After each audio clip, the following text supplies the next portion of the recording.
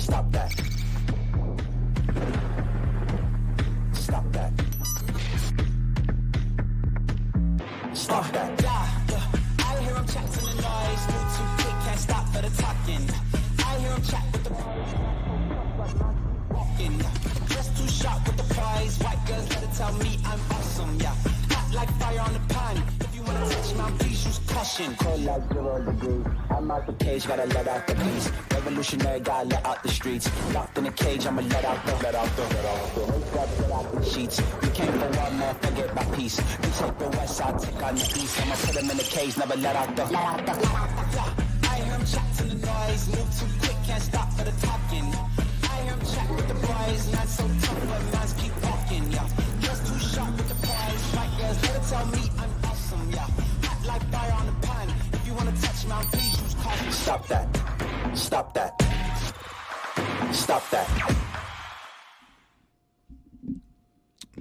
Oh, it's a whole week with old Daniel Le Batard not in the office. Just one, huh? What do we do, guys? We got to light some fires here.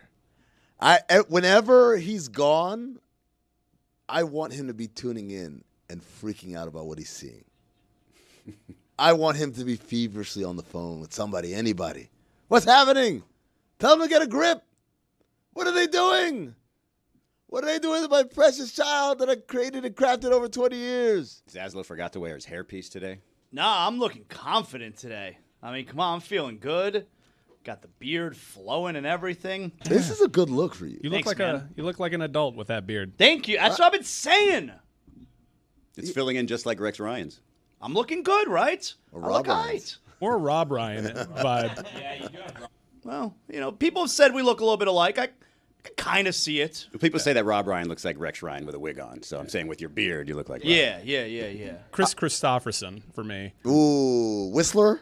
Yeah, Whistler from Blade. Yeah. I got a little bit of D. Snyder as well. Mm-hmm. It's okay, yeah. Like current D. Snyder, right? Yeah, like yeah, he's finally accepted and aged into it. Actually, you know what you look like? You look like what I think George Washington actually looked like. Like all the paintings. Like when he got out of bed. Like all the dollar bills. That's like, you know how the paintings used to be like the nicest version of someone? Yeah. And that's what he actually looked like. Before he got his hair did. Before he got his hair did. So, they had the Hall of Fame enshrinement up in Cooperstown this weekend. You What's guys that, see baseball? Yeah, baseball. Yeah, you guys catch that? No. Yeah. I saw some clips. Yeah, man. My guy CC Sabathia made it. He's so thin. Lost a lot of weight. Maybe too thin. Is it too thin? I don't like know. this take. I like it. Like Maybe Star Jones too or somebody? Thin. Right. There's a difference. Some people should be fat. Like, that's There it basically is. what Zaz It's 100% is saying. true. Like, you know, some people, they look better fat. Let's play this game. Celebrities who've lost weight and look worse. Big Boy. The radio DJ? The radio DJ, not He from looks- Outkast. Yeah, not from Outkast. The other, Big Boy out in L.A. Ever since he lost the weight, I'm like, I don't like it. Tell you who's another one. I thought Anthony Anderson looked better when he was heavy. I'll give you that one as well. Yeah. Too thin. Too thin. What do you think of John Goodman now? Oh, Too thin. Yes. worrisome. Too Yeah. thin. Worrisome. Yeah. Yeah, when you're used to a face looking a certain way, just leave it looking that way. Don't get all skinny and sad looking. Put back some LBs. Gaunt. He looks gaunt. Yup. I wonder. I don't like Joe? it. Fat Joe? Not so Fat Joe. Nope. Fat Joe It's just Joe. has done it well. He does look well, actually. He looks proportionate. Yeah, he And looks that's good. the He thing. looks good. Lose the weight. Be proportionate. It can't be like sunken cheeks No. and You got to put little cotton balls in your cheeks so you look the same. But Yeah. you're still healthier. yeah. Yeah, he looks good. But I see CC Sabathia on that stage. I'm like, I wouldn't be afraid of that guy on the mound. Well, he's not on the mound anymore. I know, but if that's what he looked like when he was on the mound, I'm not afraid of it. You look like everybody else. Too thin. Mike Golick Sr. No, I I think think he he looks does good. well. Yeah. He no. looks Looks good. good. He He looks did it good. at Jeff just the right Saturday. time of his No. life, yeah. Jeff Saturday. No, Saturday looks good too. Not too thin. He looks good. This is a two Yeah, his Americas face thing? maintained its shape. This feels like a two Americas thing right now. Oh. Other than John Goodman, I feel like we're hitting. Hey, look at Joe. We're batting Oh, like. 3 Americas. Fat Joe. Oh, yeah. I mean, he Fat started Joe. with Star Jones. Well, yeah, that's true. That's leader in the clubhouse, Star Jones. Yeah. I'll give you Al Sharpton. I think Al Sharpton. yeah. Yes, that's a good one. Concerning. Yes, That you just definitely- proving my point Definitely a trend now. Hold on, let Good me write one. this down. Yep. All the fat people should be black, apparently. At first, in 2003, when I first saw Udonis Haslem, after he lost all the weight, I said, too thin. But then I got used to it. Now he He's looks okay. great. Yeah. Well, he's now been he's thin for so much long, more of yeah. his life now. Yeah. He looked unhappy. I don't know. Something about when you go from a little big and jolly to super thin, you just get an unhappy face about you. Well, you're a prime example, right? You were jolly at one point in your life. and Boy, then- was I jolly. I was a jolly MFN eighth grader. And, probably around sophomore year of college, started losing the weight. My mom didn't like it. My mom hated it. She's like, oh, you're too skinny. So I think she would have vibed with you then. But I think you do it young enough, you're fine. I Right. think when you do it older in life, when people are just used to this certain look, that's when it's like, you went too far. particularly like being like for all these people we're talking about, they're on camera. So we got to know them. We fell in love with them looking a certain way, and then they lost the weight, and now it's like, well, you're messing up with my concept of who you are as opposed to Izzy. Yeah. Did it behind the scenes, Right. in the shadows, came out like a butterfly. Well, and the hard part is when you're heavy, if you're funny and you're heavy, then you get skinny, and it's like, You're not funny that anymore. dude ain't funny anymore, Yeah, man. we mentioned it last week. Shane Gillis, don't lose weight. Yeah. It's No, part of your would thing. not be funny. No. Absolutely. It softens the joke. Yeah. It allows the joke Yep. to come out, and we feel all right because he's just some It fat would, dude. it would change his posture too. He'd all of a sudden hold the mic differently. We can't have that. Like Tom Segura's one. Now, Tom Segura, I don't know if I would say he was fat, but he was definitely heavy, and now he's in like really Too good much. shape. That's a good You example. think so? Too much. Like because he was more of an everyman, right? yeah. Yes. Now it's like he's talking all the time about. It's like super fit. I fasted for 40. It's like, dude, this is not comedy. You're not funny. Oh, he's doing a lot of lifting with that podcast. Fasting's not funny. Is Tom Segura the one that tore He's his the funny ACL one. playing basketball? Yes. Well, Frank Caliendo lost weight. Still funny. But his face was still round. Yeah. Yeah. I can't tell because I never see him like below his And neck. he did that before Ozempic was a thing. He did it the right way, you Yeah, saying? Frank Caliendo lost a shocking amount of So you're weight saying- like well before. Frank Caliendo gets into Cooperstown. Yes. yeah. All right. And he's Hall of also Famer. like UD class where now he's been skinny longer than he was fat.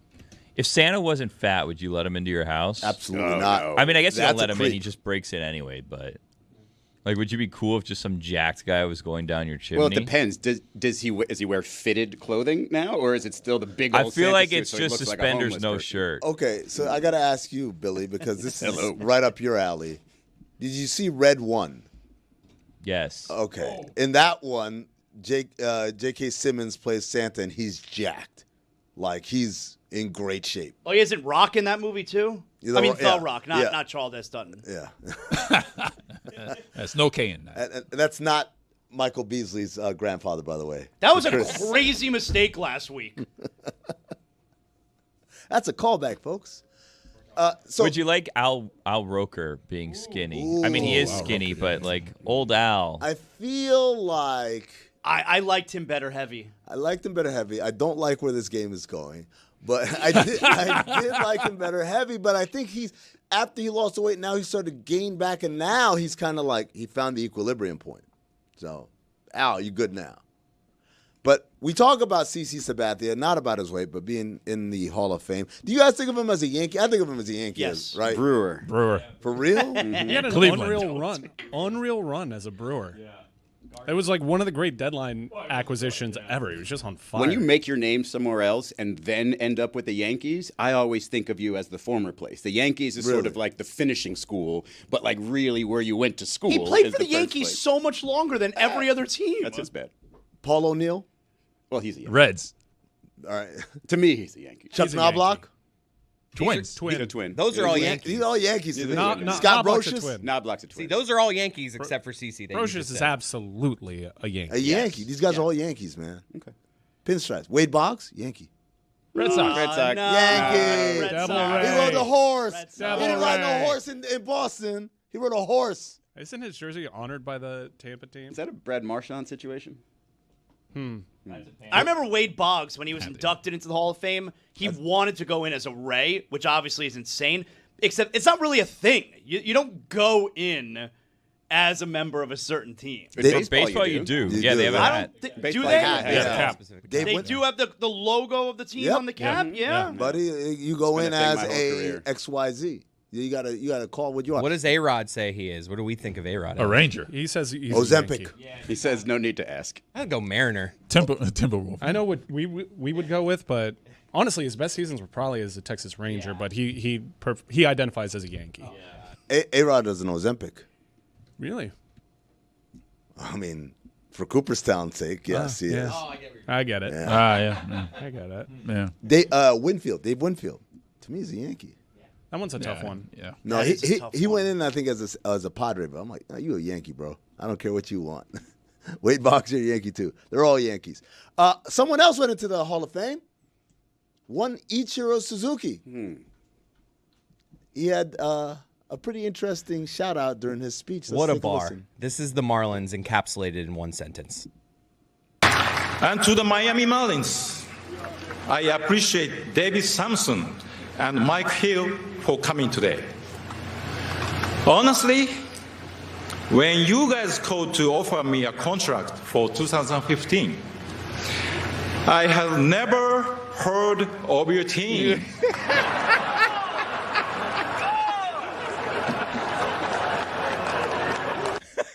There's no way that's true. He's probably played again. Like, let's look this up. In interleague, they never played. He never played First the of all, Marlins. when I hadn't heard bullshit. that sound. When you guys told me it was going to be funny and listened to it during the show, I swore he was going to stop at "Thanks for coming," and that's it for the Marlins. They get no further reference. But that part, I mean, I would believe him.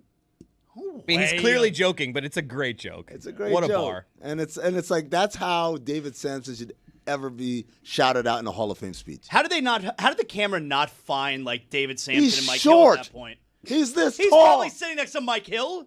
They couldn't find him either. There was such an opportunity for like a panning, and then you pan down. That's only the camera guy was in it. If he got the show, yes. Did you have Ichiro that gray at this point in his life? I did not see him going gray like He that. And was by the playing end at of like his career. 90 for the Marlins. He was. He Yeah. he batted 195 against the Marlins. Suck it, idiot. He never spoke to the media while being able to speak English. That's my favorite thing.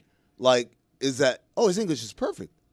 He didn't just learn this in the last couple of years. His English is perfect the whole time. It's the same thing, by the way. That's the same hustle that Shohei's running on all you people with the interpreter. I'm interested in Billy's reaction to it because Billy's passionate about the Marlins and he didn't appreciate the joke. Unnecessary. You didn't like the swipe? Not It necessary. was also weird that he was looking me dead in the eye when he said "suck it," and I was like, "Ooh, that was weird." I don't want to look at you. Why did that really got you? You don't take that as just I like a thought it little was jab? unnecessary. Yeah, funny guy over there, please.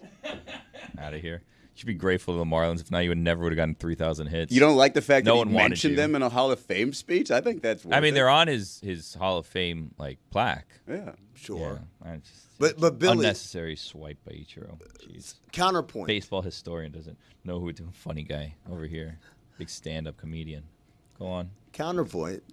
He puts us on the right side of history with David Sampson, right? He likes Samson. Clearly. Billy, how funny was that joke really? Like, it really wasn't that funny, right? Like, if who was the last Marlin to get inducted? If he makes that joke, would it be as funny? It's funny because of how out of left field it is. There's like you're not expecting a shot at the Marlins there. It's just you think he's just doing the David Sampson, thank you for being here. But it's just he decides to like go for comedy, and because it was so you genuinely laughed out loud at it. I like you were cackling over He's there. laughing right now. It's because of Samson. No, me too. It's funny. It's not something that you would expect in a Hall of Fame speech. And because it's going after Samson, that's why. Just for us, I think nobody laughs harder at that than this room. Of course. Marlins just get dunked on so often. It's just like, can we not for a day? Let's celebrate Really? today. Yeah. You're, Big series win against the Brew Crew. Yeah. Best team in baseball, almost a sweep. I mean, don't look now. People were saying at the start of 2 series ago that this stretch the Marlins have, they've been hot, but they have like 5 hard series in a row. Yeah. Won first 2. they've been Man, doing, I was watching yesterday. They were 4 outs away from sweeping the Milwaukee Brewers. The Brewers hadn't lost a home game in like all month, I think, until the Marlins got there. Won the first 2 games. Marlins were 4 outs away from sweeping that ass. And then the Brewers tied in the 8th. They walked off in the 9th. From the makers of Took That Ass? Is that the same? Of Sweeping course. that ass? Yeah, of course. Is that like cleaning that ass for No, them? it's sweeping that ass. The ass is there, and then a broom comes in. And then they have sweeps. no ass. Yeah, you Oh, gotta okay. sweep that ass. How do we feel about like? Do you take it after you sweep it? Well, no, because you already swept that ass. You don't have to. Where does it go? Away. A dustpan. How do you feel about Craig Counsell? What about him? Just he did the thing. Game-winning run, 97 World Series. Yeah, but I'm saying like, do we like Craig Counsell? Do we not like Craig Yeah, Counsell? great midseason acquisition, 97. Yeah, but then he kind of did the Brew Crew dirty, right? Where he left to go to the Cubs. Yeah. I guess we don't. What really does that care matter to about me? that. I'm Yeah, why just do we asking. care? I don't know. I'm just asking a question. All right, well, why don't you ask better questions? Why do I care about the Brewers? Hey, remember when the Brewers got done dirty? Why don't you ask me next if I'm upset when the Knicks got done dirty? Who cares? Are you? No. Oh. Remember that time the Maple Leafs were done dirty? So? It is a weird observation. Mitch Marner did them so dirty. What do I care? Billy, why did you care about Craig Counsell? I was just looking at the standings. I see now the Cubs are tied with the Brewers. The Brewers are the best team in baseball, and here comes Craig Counsell with another team that he betrayed his team for. I was just wondering, we were talking about the Brewers. Yeah. What else you want to talk about? Bob Uecker, he's dead. Rest in power. I mean, I don't know why Bob Uecker. I don't know why it's the only thing Brewer you. What do you want to talk about the Brewers? We already don't did wanna it. talk CC about the Sabathia. Brewers. We checked that off the list. Bob Uecker, what are we going to say? We've talked about Bob Uecker before. I don't want to talk Craig about Counsell the Brewers. comes up. It's a shared thing. The Marlins, Brewers, Craig Counsell, standings. Bob Uecker's a good transition point to Happy Gilmore 2 came out on Netflix, and shock of everyone's life, it sucked. Wow. Okay. Okay. I don't think that is a Whoa. consensus in the room. Really? Yeah. Whoa. I mean, I'm with you. You but I don't like think Happy everybody Gilmore liked too? it. I have some complaints, but overall, I left the movie at the end saying this was good. Can we Left the start with movie. spoiler alert just in case? This on. Does not could piss have people been off? way worse. Left- That's what I left what I the left movie, meaning you My turned the couch. TV off. Yeah, like just like I remember like we were like You have a hard time getting out of the theater. we were midway through the final scene and it hadn't even ended yet. I kind of knew where it was going and I'm just like, this wasn't terrible. You found Happy Gilmore predictable, is what you're saying. Right. I was able to figure out what was going to happen, but I do have major issues with a big plot twist at the beginning. Hated that, but I got past that, and I thought it was a fine movie. There. I had my issues with it initially when I turned it on, then I saw the runtime. And now we're in 57 minutes. Immediately, at the very least, 17 minutes too long. And that's a long time. 17 minutes is a long time. And when you include a lot of the family lovey-dovey stuff in the movie, I kind of fell asleep. Well, Izzy, if they don't have that extra 17 minutes, how will they get 7 billion cameos fit in? That's a great question. Especially from professional golfers who are, as everyone knows, the best actors Best in the world. actors. Scotty Scheffler was good. Bad Bunny was good. I don't understand. Scotty Scheffler was not good. He was good for an athlete. No, he he's was great. not good. I don't It was ass on understand the whole time. complaints. It's Happy Gilmore. Did you think it was going to be up for an Oscar? Like, did you think that Becky Lynch was going to be up for supporting actress? What are you expecting out of Happy Gilmore? I'll tell you what I expect out of every Adam Sandler thing that comes out now. Rob Schneider. Yes, number one. Well, it's part of that. Number one. I thought they weren't boys anymore, and he was in the movie. Yes, all of the Sandler flunkies are always going to be in every movie, number one. Number two, we're going to do it in kind of, I won't call them destinations, but places where people want to hang out. Number three, we're going to give a bare minimum thought to plot, dialogue, or any other sort of kind of work on this thing. I'm just going to collect money, pay my friends, hang out for a couple of weeks, and boom, and then have cameos from famous people that I would love to have in my thing. I loved it. I'm not. You loved it. I loved it. I'm not afraid to admit that. I loved it. And I'm hearing what you guys are saying, and I'm seeing it all over social media. The movie, like people hate it, whatever. On Rotten Tomatoes, it's got very high scores from media and from audience. Who are all these people that hated the movie? I think it's just a matter of you have the proper expectations for the movie Yeah. versus other people who... No. 1996 is a long time ago, so you're probably reading a bunch of reviews from people who didn't see it back then, didn't fall in love with it back then, kind of knew it, and then saw this movie and is like, that premise is crazy, I don't like the jokes. If it's I can too tell out. you, the first 30 minutes of the movie in particular, I was laughing at every line in the movie. Damn, man, really? That's Out loud. some good Laughing weed. out loud. How many things can he drink out of? That was funny. The golf ball was a surprise. I got an Instagram ad for that exact golf ball after watching the movie. Of course you did. I loved it. That movie was so funny. It was exactly what I wanted. What was your favorite line? I don't have a favorite line in Happy Gilmore 2, but I loved Margaret Qualley. She made me laugh the whole time that she was in it. She made you laugh the whole time. Yeah, everything she did, I was laughing at. She was funny. Well, give me some other comedies you enjoy. Maybe let me get some context. I have no problem giving you the comedies I enjoy. Yeah. Best comedies. Forgetting Sarah Marshall, that's my favorite comedy. 40-Year-Old Virgin. Okay. All right. Love 40-Year-Old Virgin. Okay. If you want to go old school, obviously I've Coming to America. Oh, I thought you were going to say old school. Nah, old school's good, but old school a little overrated. Old school's overrated. So it is a little Happy overrated. Gilmore 2 had you laughing continuously for 30 No, minutes. hold on a second. Overrated doesn't mean that it's not good. Mm-hmm. Overrated is I think, The Hangover?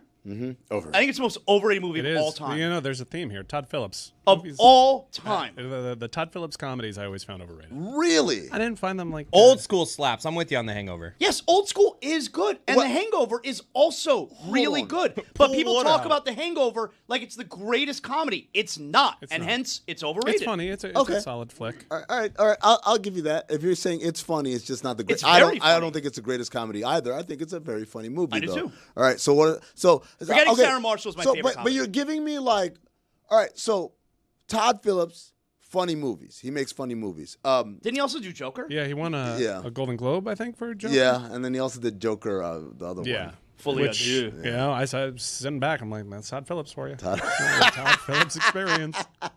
And then you got Judd Apatow movies you're naming. Love Judd Apatow. Judd Apatow's funny. For the most part, love So Judd how are you saying, sitting here and saying Happy Gilmore 2 was funny? Because it was. You're basing it off of what the first one was. It was a ridiculous comedy that's just absurd.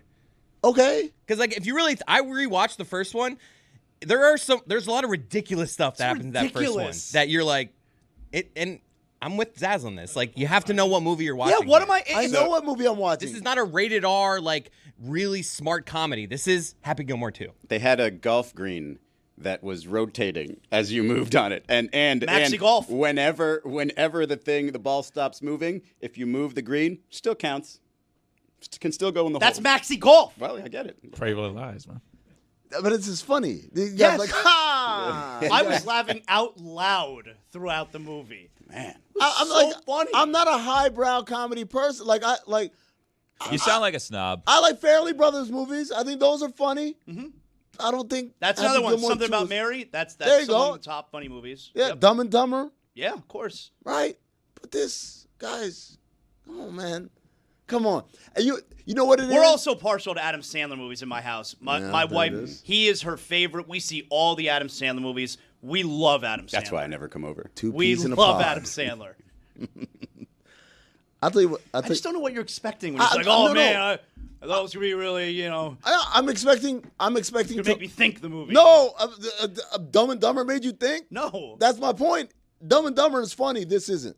It's I don't understand the people, take, for instance, the Fast and the Furious movies. Oh, man, the new ones or whatever, and you leave oh, that movie sucked. What are you expecting? Zaz, out if of you this? had no attachment to the original Happy Gilmore, would you, somebody else, not you, Like if I'm would like a you tell them, 20-year-old? if somebody else had no attachment to the Happy Gilmore movie, the original, would you tell them, hey, go watch Happy Gilmore 2, it's going to be great?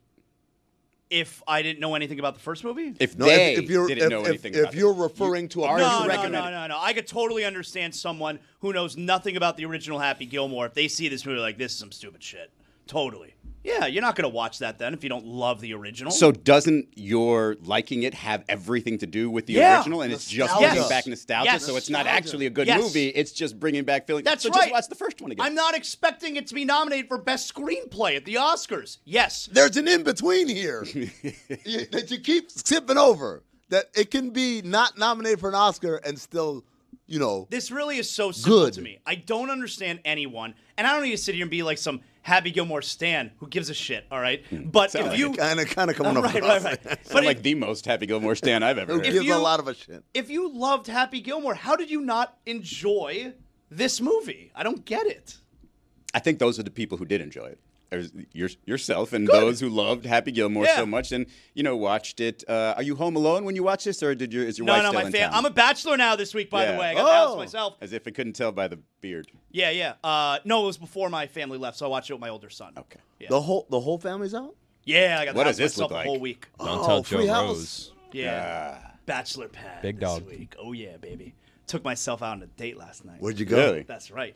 My pal David Dennis Jr. Did you gave put me out? a great tip yesterday. I got lucky at the end of the night. Wow. My pal David Dennis Jr. gave me a good tip yesterday, okay, where I was telling him how, because we were on ESPN Radio. Thanks for clarifying the junior part. I didn't want Yeah. to confuse him with David. Oh, well, Dennis. David Yeah, Dennis not Sr. senior. Yeah. David Dennis Sr. is a civil rights activist, right? David Dennis Jr. not Well, so much. two I think he's Americas. got that in his family, yeah. Yeah. And I told him, I was like, hey, I'm a bachelor this week. It's great. And one of the best parts about being a bachelor is, so for dinner tonight, your boy's going to order whatever he wants. I don't have to worry about what the boys want, what my wife wants. I'm going to get what I want, all right? I'm going to do whatever I want. And he told me, you know what you do? You take yourself out to a nice restaurant, to a nice steakhouse. You go dress up a little bit. You go Do you sit sit on at the same bar. side of the booth? No, Sat at the because I'm by bar. myself. You go to the bar, Yep. okay? You get yourself an old fashioned, you get yourself a nice steak. So guess what I did? I got dressed up. I went to the steakhouse by Chili's? my house. Mr. Steal Yo Girl arrived at the bar. I watched the Marlins game there. I had a nice little date with myself last night. Jacket or no jacket? No jacket, no jacket. Collared shirt? Yeah. Okay. Yeah. I like Slacks? Pants? Slacks. Yep, I wore Yeah. slacks. I went to dinner in Chicago a couple weeks ago, and I saw a dude take himself out on a date. He was dressed really nice. I He was enjoyed eating- myself. He was eating a chicken parm. He had a glass of wine. He was totally by himself. I'm like, look at this king. Yeah. Did he get lucky at the end of the night? I'm sure he did. Did you pull your own chair out? He looked like he would. That guy. No, like there are certain people that you can look at and like that guy's jerking it. Like currently? Or? Like he's going to jerk it. Like it's like his option. Why is Chris waving? Did you look forward to that? Like the I'd never house- done that before. The house? What? Jacked it? Like, You should try it. It's pretty awesome. Empty house? Most people figure that out around 8 or 9. It's probably a big weekend for that at the Manor. do it Mansion. with The mansion? You can do it with the door open. better believe it. There's no expectation of privacy. Door open. Like the front door, Chris? Doors open. Come on in. I come through like Tom Cruise in Risky Business. Dun dun dun dun dun dun dun dun. In your underwear, huh? I set up a night for myself. Saves me a whole step. Like 40-year-old virgin where he's got the candles, around his bed. No, I've had the house myself many a times. Okay, so yeah, I'm looking forward to this week. It's gonna be a great week. But I feel like what's the number one activity for open house? Number one activity has to be jacking it. But number two has to be I watch whatever I want to watch. More than I eat whatever I want to eat, I watch whatever I want to watch. That's pretty clutch. Right? Yeah, I had basically a weekend to myself here, and I enjoyed my evening last night of just, you know what, I'm going to watch this Billy Joel documentary. I don't have anybody to tell me that they don't want to watch the Billy That's Joel against the documentary. rules. You can't watch something that. Okay, so she doesn't want to watch the Billy Joel. She's not the Billy Joel guy. I'm the point. Billy Joel guy. So the point is Yeah, that I can't watch something that I think I'm going to like because I know Anthony will like it, and then if I watch it without him, he's going to get upset about it. So if I'm in the bachelor mode, I've got to specifically look for things that I like and he wouldn't. You got So a it's lot of TV sports. cheat. hold on. got a There you TV go. Chris, allow me. Izzy, this is what you do. I got to go ass off. You watch it, yeah. And then you say, Anthony, I heard about this thing, this Billy Joel documentary. You want to check it out? And he's like, sure. And then you start watching it, and you're like, wow. You just make these They little... surprise him with like some predictions in there. No, like, no, wow, I no, think no. this is going to happen. You've gone No? too far. You've gone too far. You just got to be, wow, a little bit of like, little interstitials there. You Did just not throw 'em in. expect that. Yeah. Wow, What how happens about if I that? fall asleep though? Because I already know what happens, and I fall asleep, and then he gets angry. Oh, well then, like... Well, then he's gonna watch it again because he doesn't want you to miss it. So There you're you not go. watching it for a third time. It's all right. I don't know if I like this plan. I definitely hit Cynthia with a your loss because she came home. She's like, "Oh, I watched Happy Gilmore too." I was like, "All right, I guess I was waiting without it, but I'll just like go f myself." Like, and I was like, you know Again? what? I'm like, I've only heard certain things about this movie. I'm like, your experience with it was diminished because there are certain jokes that I could have explained to you. Like, you don't know who Will Zalatoris is. I could have explained that to you, and He you would was in have it? found it funny. I must have fallen asleep for him. Did she enjoy the movie? Yeah, I mean, I think there's a lot of people.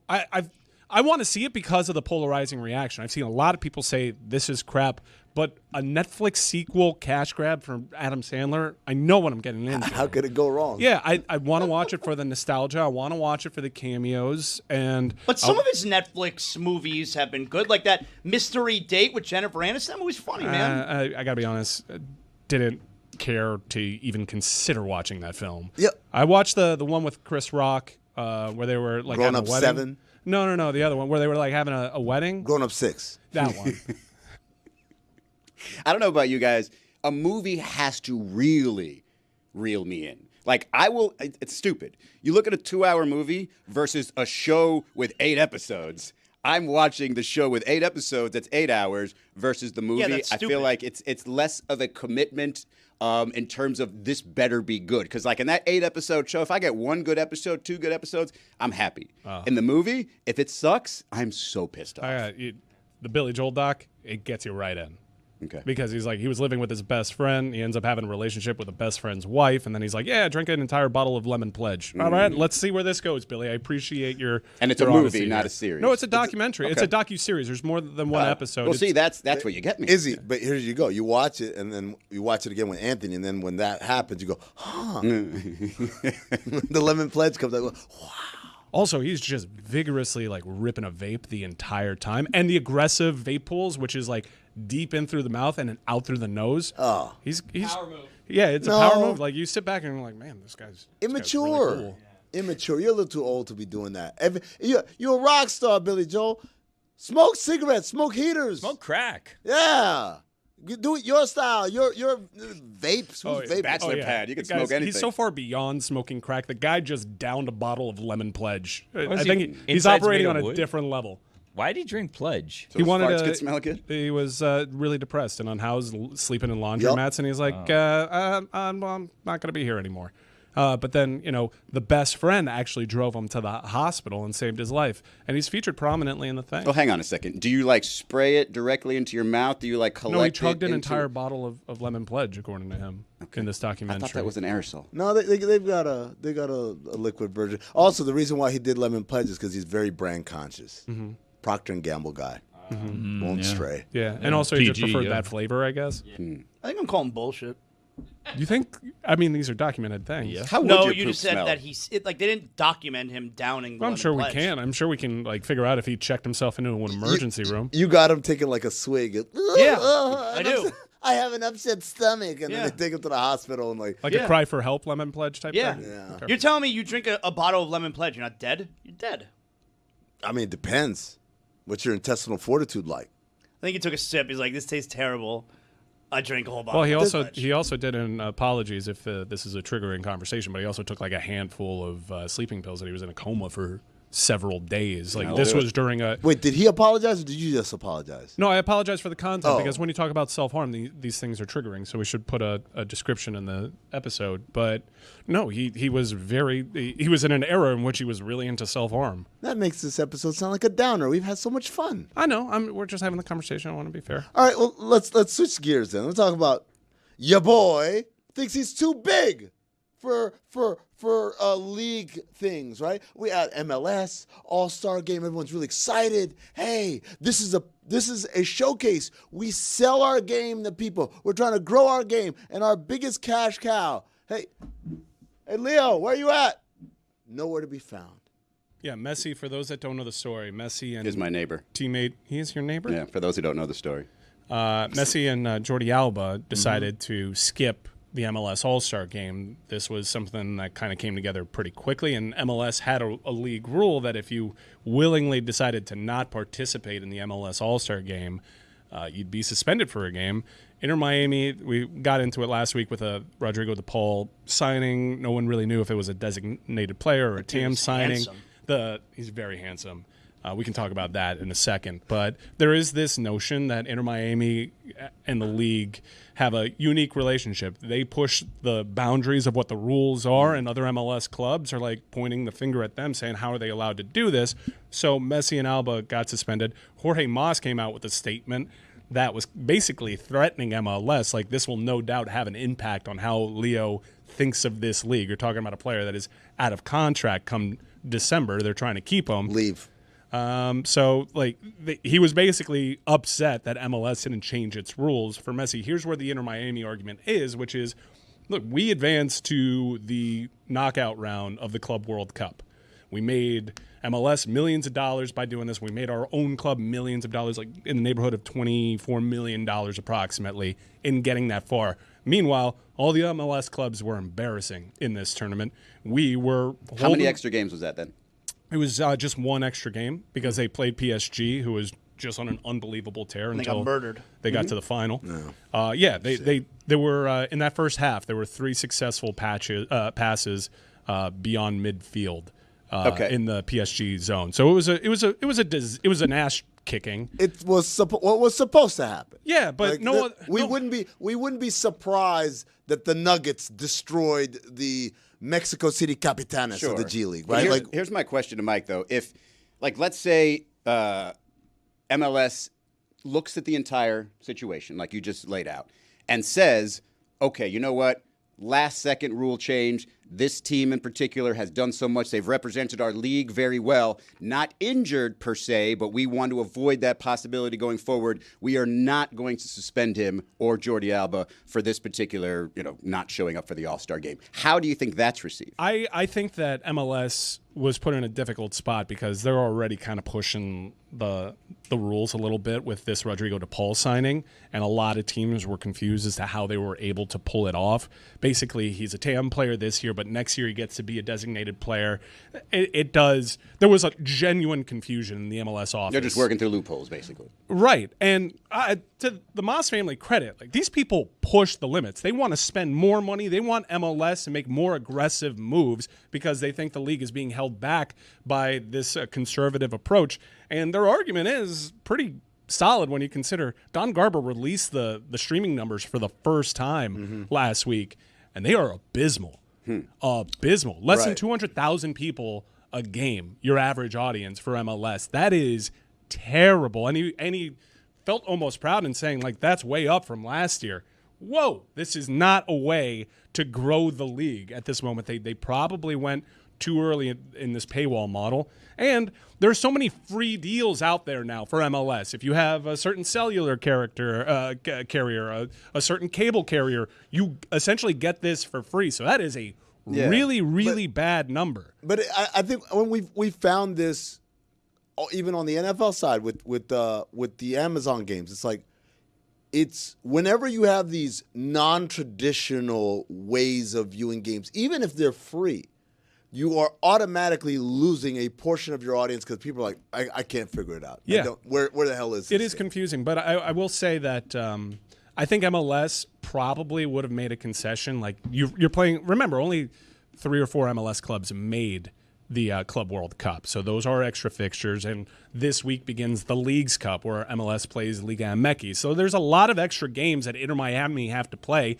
compared to other MLS teams, and I can totally imagine a 39-year-old Leo Messi who's got a World Cup on the horizon playing all these games.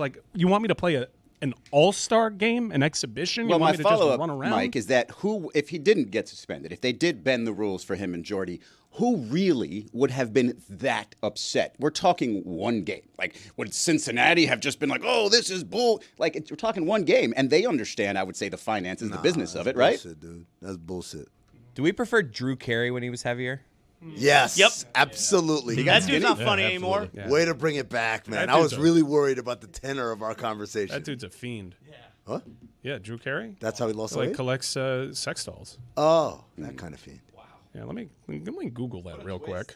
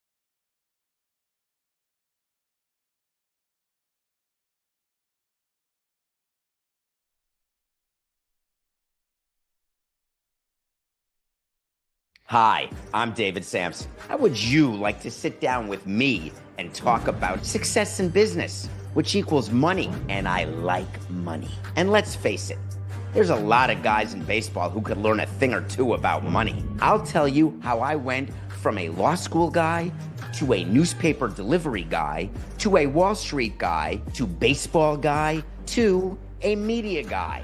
If you're smart, great. Maybe you can imitate me. If you're not, take solace. You're just like nearly everybody else. So, you want to talk business? Think of me as your OnlyFans for rich guys. David, you know this. This is why people don't like you. You're like capitalism in human form. But if people like you and dislike you, then you really have a show. And I do have a show. Every Monday to Friday, 7 a.m. to 9 a.m. Eastern. Be there. It's 5 days a week. Nothing personal with David Sampson. This episode is presented by DraftKings. DraftKings, the crown is yours. Happy to report, it seems I was right about Drew Carey being a sex fiend. Now, he has never confirmed himself, but he is the subject of a lot of internet conjecture and Reddit posts about real-life sex dolls, even rumors of a sex dungeon. The fact remains that there's a lot of hullabaloo surrounding Drew Carey and his private life. I love when Mike's right about sex fiends. Ohio! That's a safe word. That's my first time seeing that David Sampson ad. It really is something. How many like studio shot pictures does he have of himself in an ugly jacket? Because I saw, are they digitally imposing different designs on it? No, I think I was probably an entire photo shoot, fashion shoot. He brought all his Dan Flash's jackets and Can we maybe put it bottom right on mute and I'll count while it's going, Yes, and then I'll please. report back? Yeah. Yes, Why don't please. you guys put that up in mute? And don't count the old ugly shirts and stuff that he was wearing with the Marlins. We're just talking about the stuff like those things. There you go. I've already seen 3. We didn't get like the 30 seconds in. It's the face for me. He's definitely doing model face in every single one of those. You think David Sampson wishes he was on Shark Tank, but not like as someone pitching, as like one of the sharks? I try not to think of what David Sampson thinks of. Why is it when he says that, there are baseball players who can learn a thing or two about money, and it shows Shohei Ohtani and Pudge Rodriguez? Well, Pudge went bankrupt, right? And Shohei because, his interpreter was out there like putting bets. Okay, all right. Right? I thought maybe it was with Pudge because he left the team. They didn't want to. They wanted to keep him, but he left for more money. I don't know. 7 or 8 seems to be my number. There might have been a double in there, a duplicate in there. So 7 or 8. Did you count that white one there at the end? Yeah. Oh, at the end. All right, now we got a full 8. Or did it restart? Get rid of it, guys. It might be 9, actually. We just needed you to count, Chris. That's what he does best. I'm a journalist. He doesn't stop counting. That's the problem, though. He started counting. Right. He's amazing. The Stopping. instructions were not specific enough. I don't know if you guys saw this story over the weekend. Don Van Natta reported that Great teeth. great teeth. Teeth. Shout out to Don Van Natta's teeth. A bunch of NFL players, over 100, been caught selling their Super Bowl tickets for above face value, which of course is against the bylaws. The reason why you get those tickets. That's the Mike Tice scam. Mike Tyson with Minnesota, right? Mm-hmm. Yeah, same thing. So, and there are some coaches too. They didn't say how many coaches, but there was a large number of these people who were selling them for above face value, and the punishment that they're offering is you have to pay back 1.5 times the face value of the tickets that you sold, and you don't get tickets for the next 2 Super Bowls. And I'm like, that ain't no punishment. But more interestingly, Why should it be punished? well, you're not supposed to. You're getting these tickets as No, I a get that, perk. but who loses in that situation? The person who, are you expected to be sitting next to an NFL player at the Super Bowl? Because if I get the ticket and I go to the game, great. If I get the ticket and I make profit from it and somebody else goes to the game, also great. The idea is that the NFL is giving them these tickets either comp or discounted.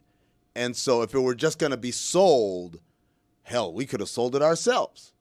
Okay. Instead, you went out and made a profit. You took advantage of what was a nice little perk for you or family members or friends or clients or whatever. But again, the punishment is you have to pay back 1.5 times the face value of the tickets you sold, or else get suspended. And this is the part that blew my mind. I said, well, surely all 100 guys said, all right, you got me, my bad. There are guys who are fighting this. Apparently, there are guys who have yet to accept the punishment. But when you've okay, so 1.5 times, let's say the ticket's worth $1,000, so you got to pay back $1,500. You definitely sold it for more than $1,500. Right? And you miss 2 more Super Bowls in terms of these type they of clearly don't want to go anyway. Right. So it's like they're not even punished if their team makes a Super Bowl. They can buy tickets. It's only 2 Super Bowls if your team doesn't get it. And then the weird thing, I don't know if you saw this in the story, is that the players that did this have to pay back 1.5, but the non-players that did this have to pay back double face value. Yeah. So like the people that make less money have to pay back more money. How many giveaways do they give away? Like every player in the league has the potential for 2, and every coach in the league has the potential. That seems like a lot of tickets. It's a lot of tickets. I don't think it's... I think, obviously you can turn them down, right? Yeah. You don't have to be in that position. And by the way, the other part of this is anyone who's gotten comp tickets, that's taxable income. Even if you didn't pay a dime for it. As an employee, if you get comp tickets, you get tax on it. So you actually see it come out of your check. I remember when I worked for the Suns, I had season tickets, and I remember... every kind of couple of weeks when we had a lot of home games in the prior pay period, I look at my paycheck, I'm like, what the hell is this? And it's like, oh, yeah, we preemptively take the tax So out in a on way, it. you are getting charged for them. Well, yeah. Just not as much. You're just getting charged the tax. And then you can get it back by saying, I used it for entertainment, for client, for business purposes, or whatever. But the point is, you do get a hit in your pocket. And so there are a lot of guys who don't want it, who turn it down. There are guys who don't turn it down because they don't want to have to deal with that. Sounds like more trouble than it's worth. Like I can't imagine NFL guys are dying to go to a Super Bowl where 2 other teams are playing. It's not their team. Nobody. I don't think anybody wants to just go. give them away. They give them away. Yeah. It's like you got an uncle. It's like, come on, nephew, let me get in. And like, here you go, or whatever. And then, hey, by the way, you got me on that flight in the hotel too, because kind of pricey going to the Super Bowl. Could you imagine, like, you turn, you go to the game, you're all excited. It's like, oh, T.J. Watt is sitting next to you. Like, how did this happen? He comes back with, like, the big tub of popcorn and, like, 2 beers, and then he spills a little. Oh, football players, like, the worst people to probably sit in stadium seating next to, right? Like, imagine, like, you go, you buy this ticket on StubHub or whatever. Like, this is amazing. It's like, oh, but, like, this is the Arizona Cardinals offensive line section, and they all decided to come this year. And you're sitting in between 2 guys. You're center. And they're man-spreading, right? You will get to chug a beer at one point, though, when the screen gets on you. Everyone stands up. That's what offensive linemen do, What's right? man-spreading? Man-spreading is like when you sit down. You know, there's some people who sit down, and it's Need like... my boys to breathe. I do it. Yeah, they spread I'm a big man spreader. As wide as possible. Me too, but... You do that? No. Oh, man. I'm just like, I will be in public sometimes and be like, oh, no, I'm man-spreading too much right now. I got to tighten up. Wait, you're gay? You got to slow down there, Chris. There's a lot going on. That's what I say to myself when my legs get too wide.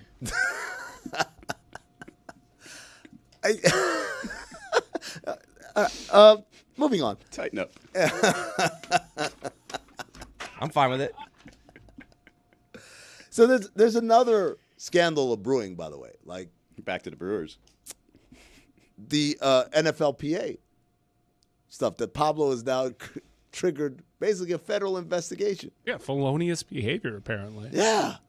And it's crazy. Summer of Pablo, man. The Summer of Pablo. But, like, this one might be the biggest one, even though I think I want the Beasley one to be the biggest one because we put in a lot of work on that episode. But what's crazy was the initial response to this was like, wow, this could be really big. And then 3 days later, it was like a random arbiter screwed up. And they were like, the reaction was it totally diffused the impact of this story, and it kind of died down.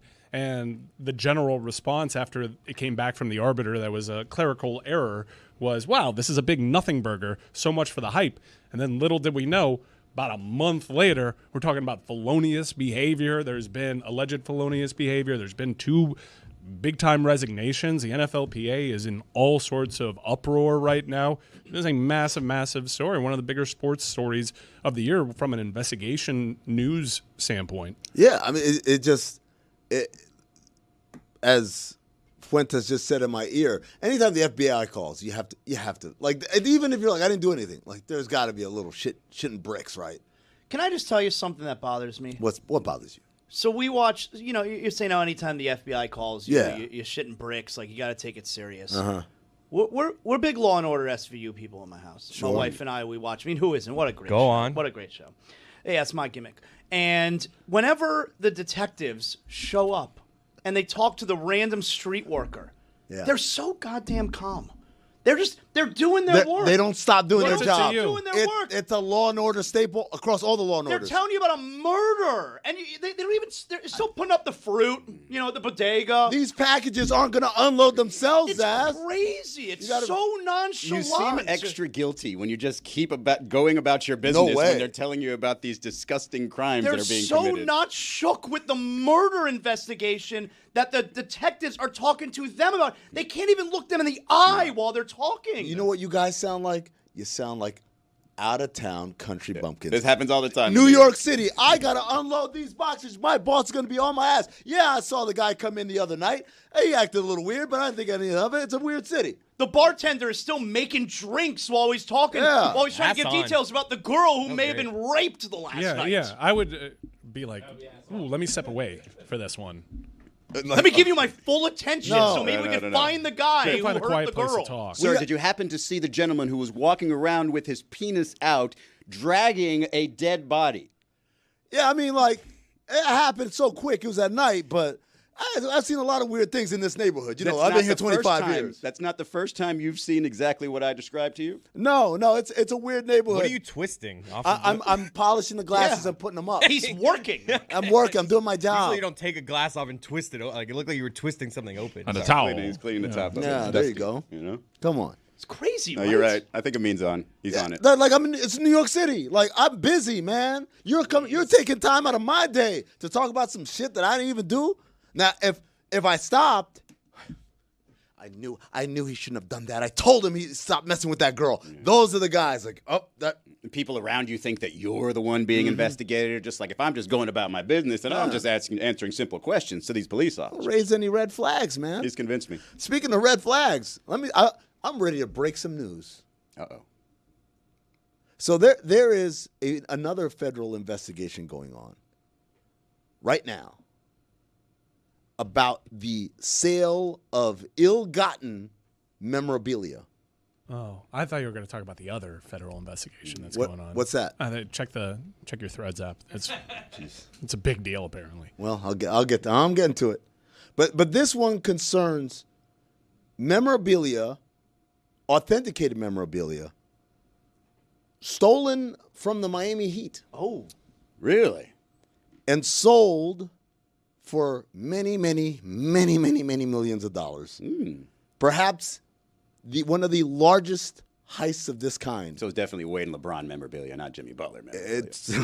It's not a Duncan Robinson 3-point shootout game-worn jersey. But, yeah, game-worn stuff that's been stolen and sold for at least 18 months. Something like that. Like this is inside job. I did some reporting. Uh-oh. I talked to some sources. Amin finds out. There you go. And sources within the memorabilia community. And apparently, Your memorabilia friends? No, this isn't a math friends type situation like Dan. No, this is me doing. I got a hot tip. Okay. And I talked to some people in the memorabilia community, and apparently, we're talking about game-worn stuff from Duncan Robinson. From game-worn. Let me put it this way: game-worn. Well, I guess this still doesn't clarify. Game-worn finals stuff. Okay. And this person was taking them and selling them both within the regular market and within the black market. Not that kind of black market. Sorry, Roy. Hey, make sure. But what red flagged within the memorabilia community is you never see people with this much stuff, right? You might get a game-worn jersey, but to get like a game-worn full set NBA Finals for multiple players. How much money is this person gaining, would you say?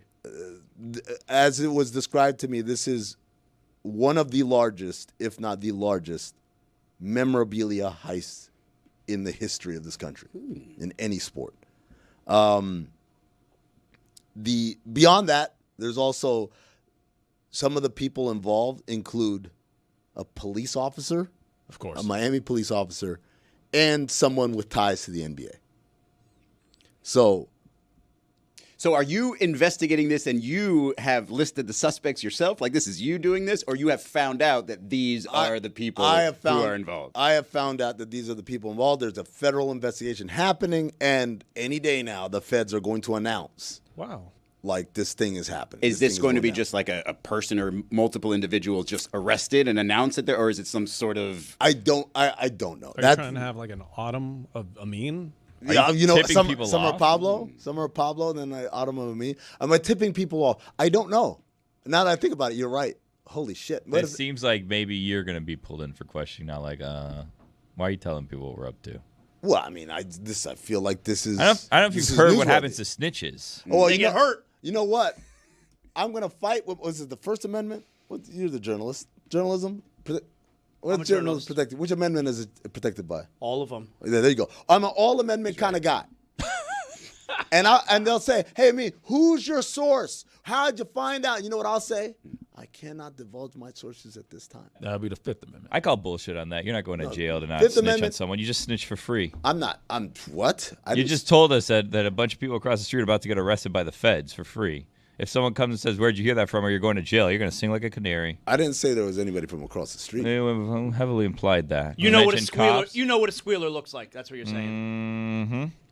You guys got me getting on the stand and singing. Remember that time he came in with a busted lip and said he fell in the street? Yeah. I think he got his ass kicked. Squealing all the time. Did I squeal? Probably. Did I tell who did it? No. I made up a story. You're not a jail guy. I don't mean that as an insult. You're not a jail guy. We've had this conversation. None taken, number one. Number two, we've had this conversation. If I go to jail, it's going to be one of two things.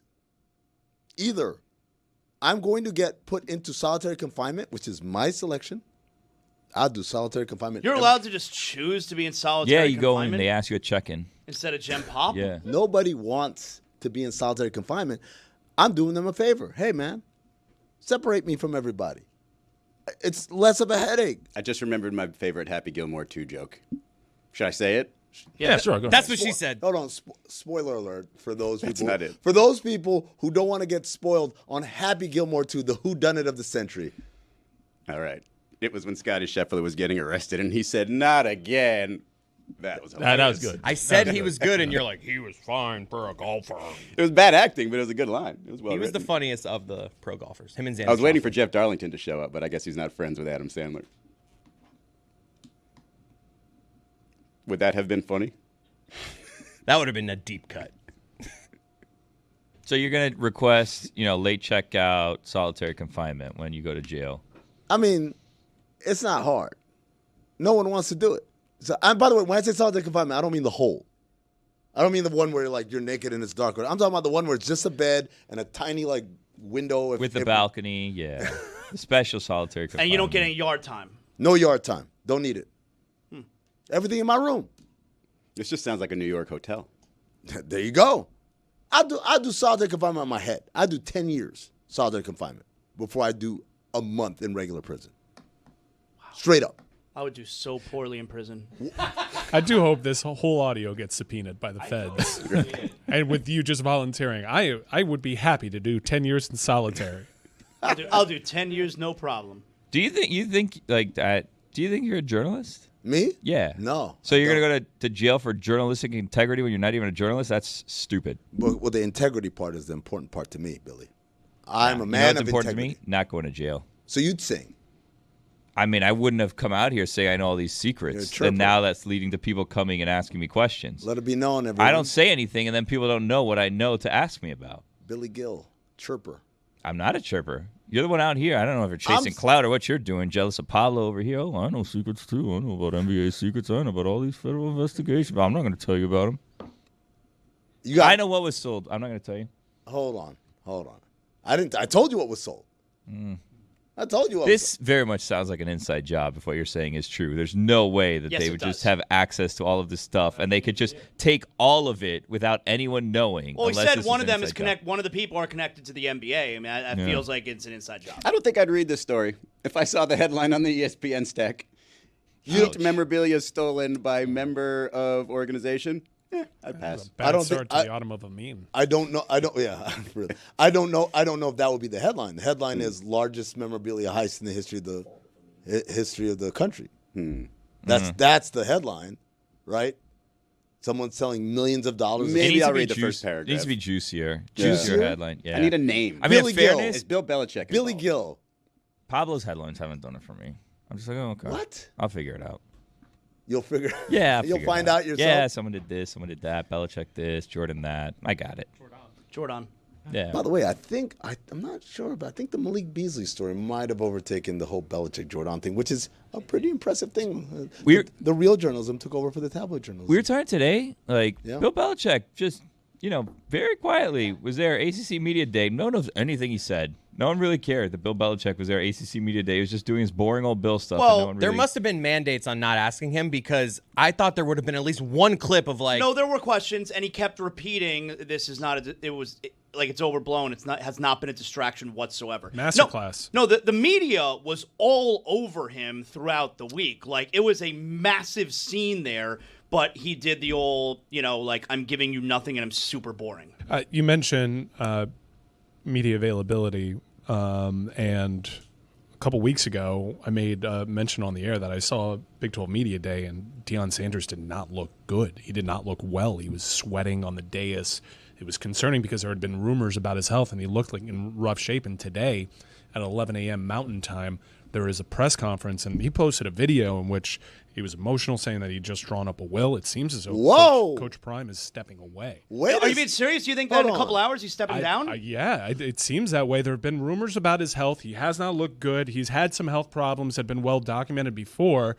The video that I saw, I played the audio for some of you over there in the bullpen about how this is a man that's like, he's saying he's drawing up a will. So this is a man that is dealing with some mortality issues. That's kind of wild. That is like there's a difference. Have a will already. There's a difference. Well, that too, but also revised. There's a difference. What's the age that you got to say, "Hey, I'm gonna put together a will"? You're supposed to do it now, right? The day you got enough money to hand down, because you can die any day. Oh, never mind then.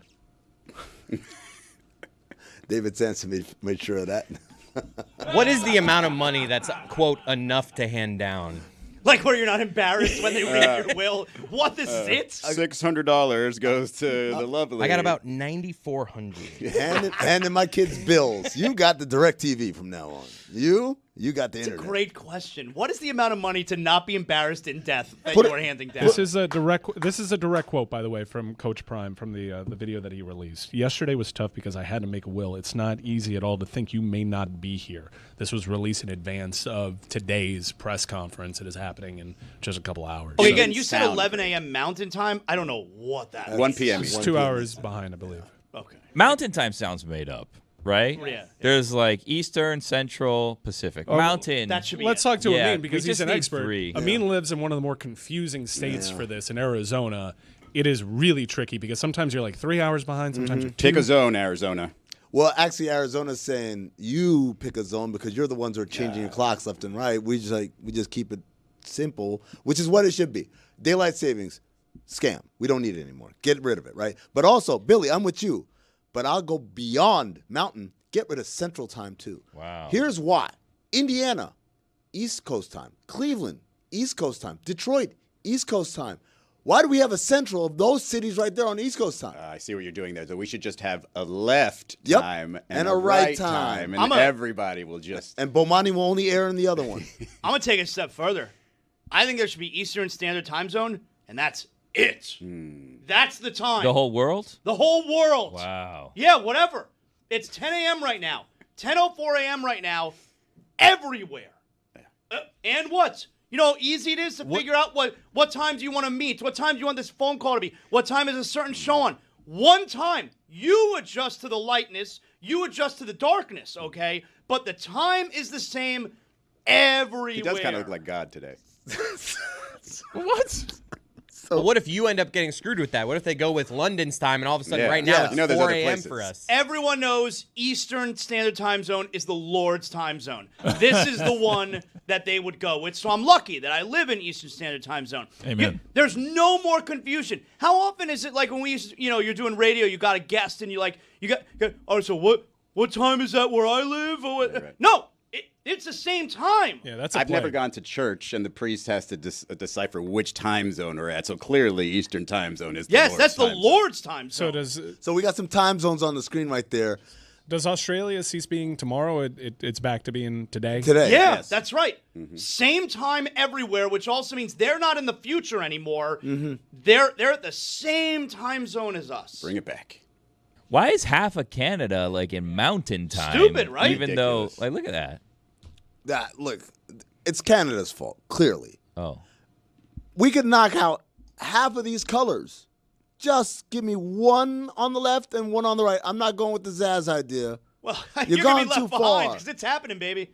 You're gone too far. It's not bad. And, if we did do that, we say, you know what? At the end of this year, starting January 1, 2026. Yeah. Mm-hmm. And by the way, give you a little time to prep. Australia, England, everyone over there, guess what? You get bonus time.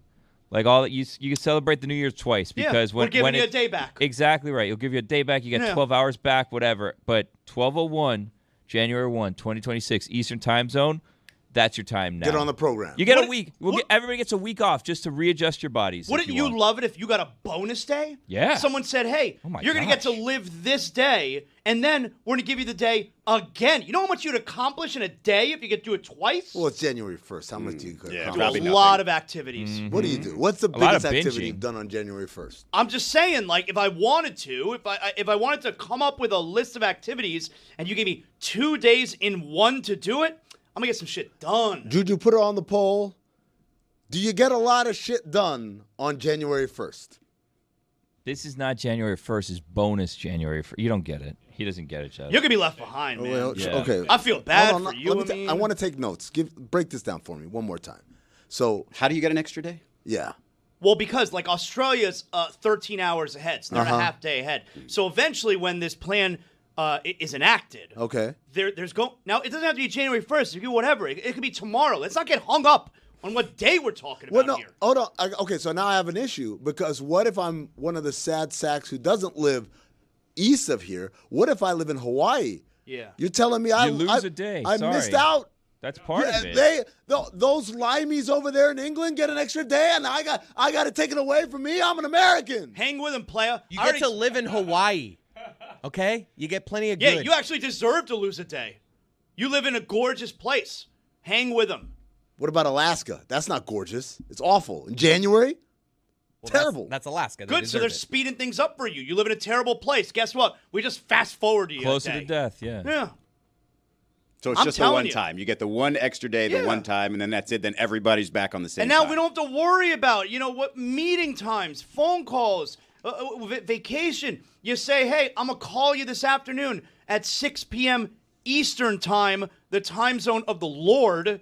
Everybody knows. 6 p.m. because we're all on the same page now. So do games start at the same, if it's a 7 p.m. start typically for NBA games, everywhere they all start at 7 p.m. at the same time, or do they start a little earlier, a little later?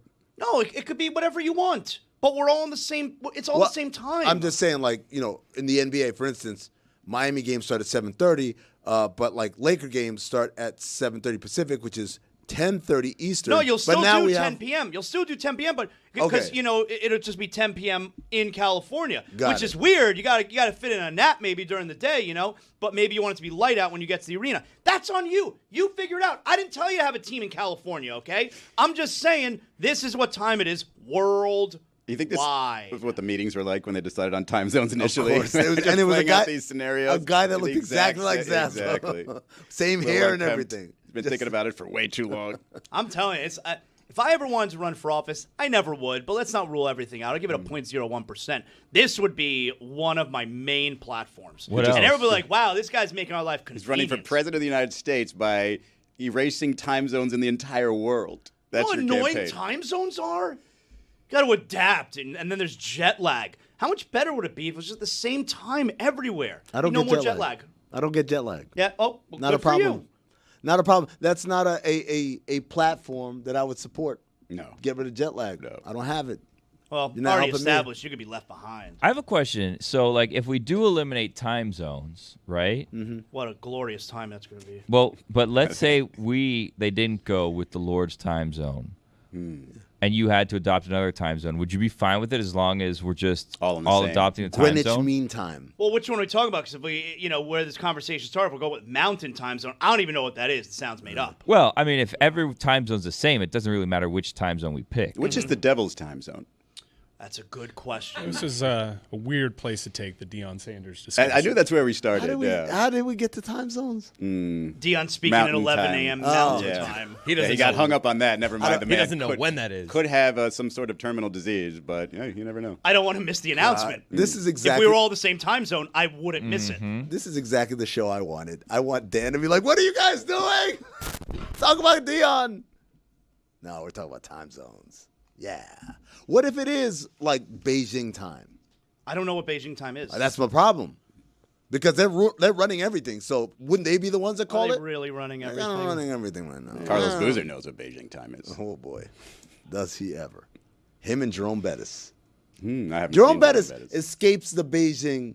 The bus. He was the original For some. guy. He was the original guy. He's the guy you would have thought would have cut down, but No. I've seen him at Tahoe. Double down. The bus. He's Double the same. down. Yeah.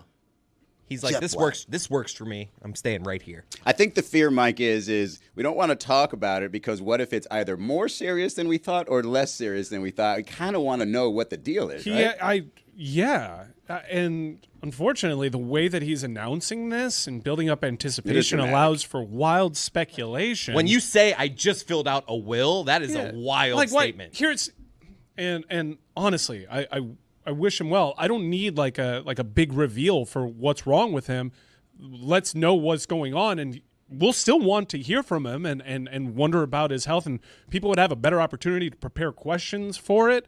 It's a weird build up for a press conference, but I mean, do whatever you want there. It's odd. I would like to talk about it properly without speculating, but I can't really, and it seems as though through his own words, that we're dealing with a life and death matter that is going to force him to step away from a football program that very quickly he became synonymous with. Mike, to give people context, this is the cryptic message that he posted on social media. I don't know if I'm ready mentally, emotionally. Last night was tough. Yesterday was tough. Because I had to make a will. That's not easy at all. Someone found that funny. To think that you may not be here. But you want to make sure everybody's straight. This is a massive story. This is one of the biggest sports stars in the history of this country. He is one of the most recognizable people in this country, and in college football, he has become like a cult of personality over there.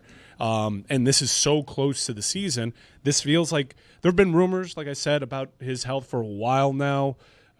He's maybe something happened recently where he's ultimately decided that he has to step away from the program potentially, or is he going to stay with the program and fight this? Whatever this is while he's on staff. Again, like he was talking about the season at Big 12 Media Day 2 weeks ago, despite looking pretty rough, he was talking about it like he was going to be a part of it. Does he still have family on the roster? No, right? I don't believe so. Dion tweeted out an hour ago. Let's learn to love like we may not get another opportunity to do so, provided we choose the right people to love.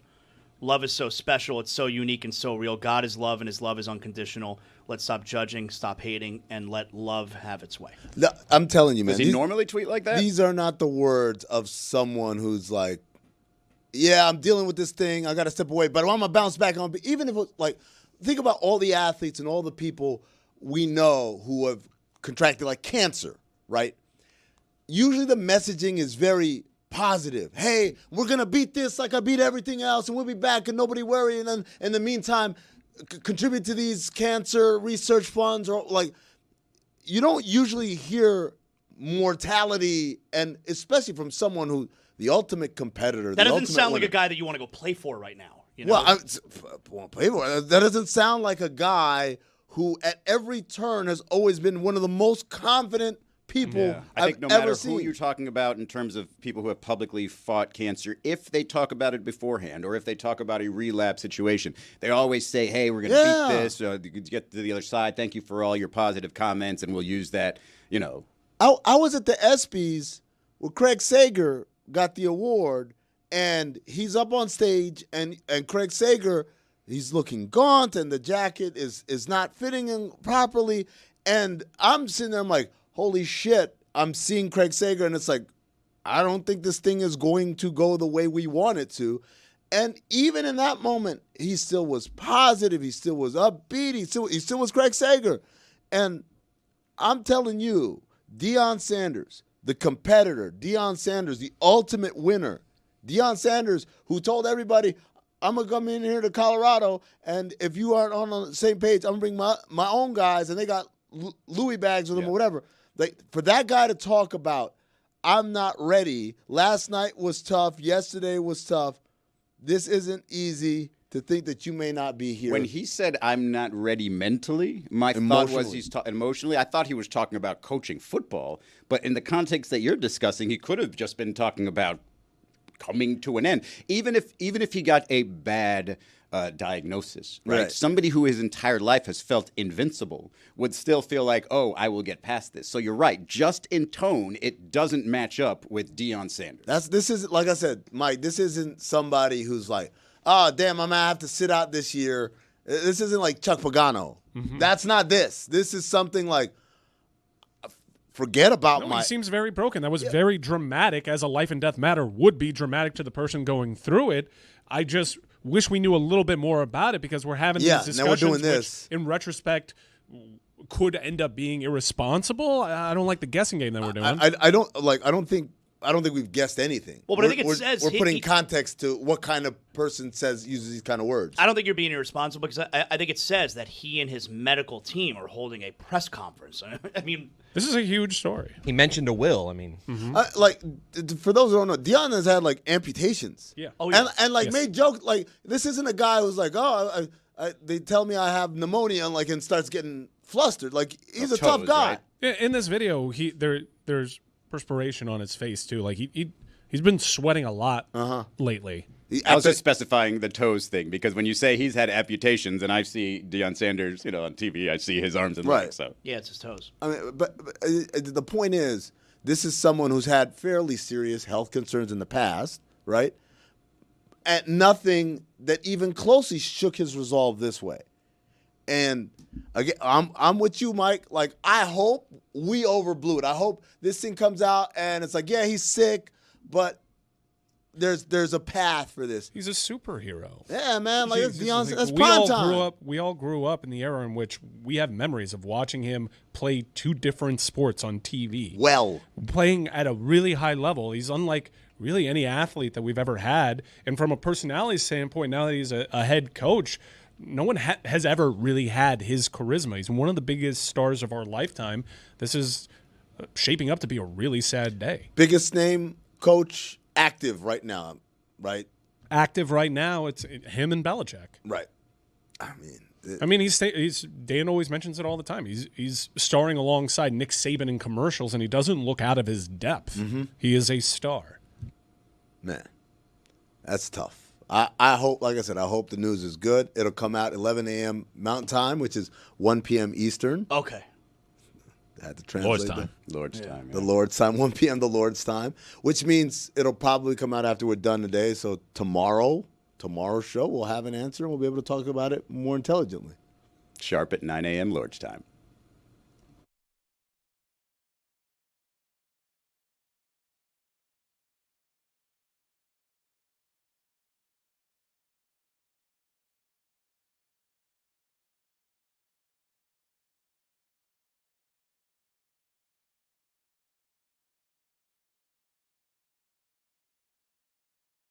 with Jessica Spatier. After a blank space on the calendar, Formula One is back in Azerbaijan despite its reputation for tight corners and narrow roads. F1 is putting a sprint race in Baku. On Saturday, Charles Leclerc is fearless in pole position as the sprint begins. But at the start, London boy George Russell delivers some karma to Max Verstappen, making him a move to push him wide. Max is red, but George says, don't blame me. Number 22, Yuki Tsunoda, clips the wall and loses a tire after just 2 laps. At the restart, Sergio Perez has a lead with 5 laps left. It's time to go. Checo wins the sprint race, but Max and George have bad blood when the race ends. You guys see what I'm doing yet?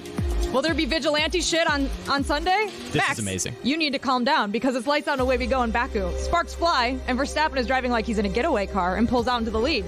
Long story short, Nick DeVries has a glitch and a safety car ensues. Perez is in the lead after a slew of pit stops, but he's not out of the woods yet. The one driver, Max Verstappen, has speed, but that's when Sergio Perez says, bye-bye, baby. As the race ends, Esteban Ocon goes into the pit, but the mastermind race organizers have let press onto the treacherous pit lane. This is why we can't have nice things. 7-time champion Lewis Hamilton finishes in 6th. The last great American dynasty, Haas, finishes out of the points, but today was a fairy tale for Sergio Perez. Verstappen finishes in 2nd, which is better than revenge. 1-2 for Red Bull is nothing new. They don't have champagne problems on the podium, but the anti-hero Max Verstappen is only ahead in the Drivers' Championship by 6 points. Fernando Alonso and Taylor Swift rumors are swirling. Long live Formula One.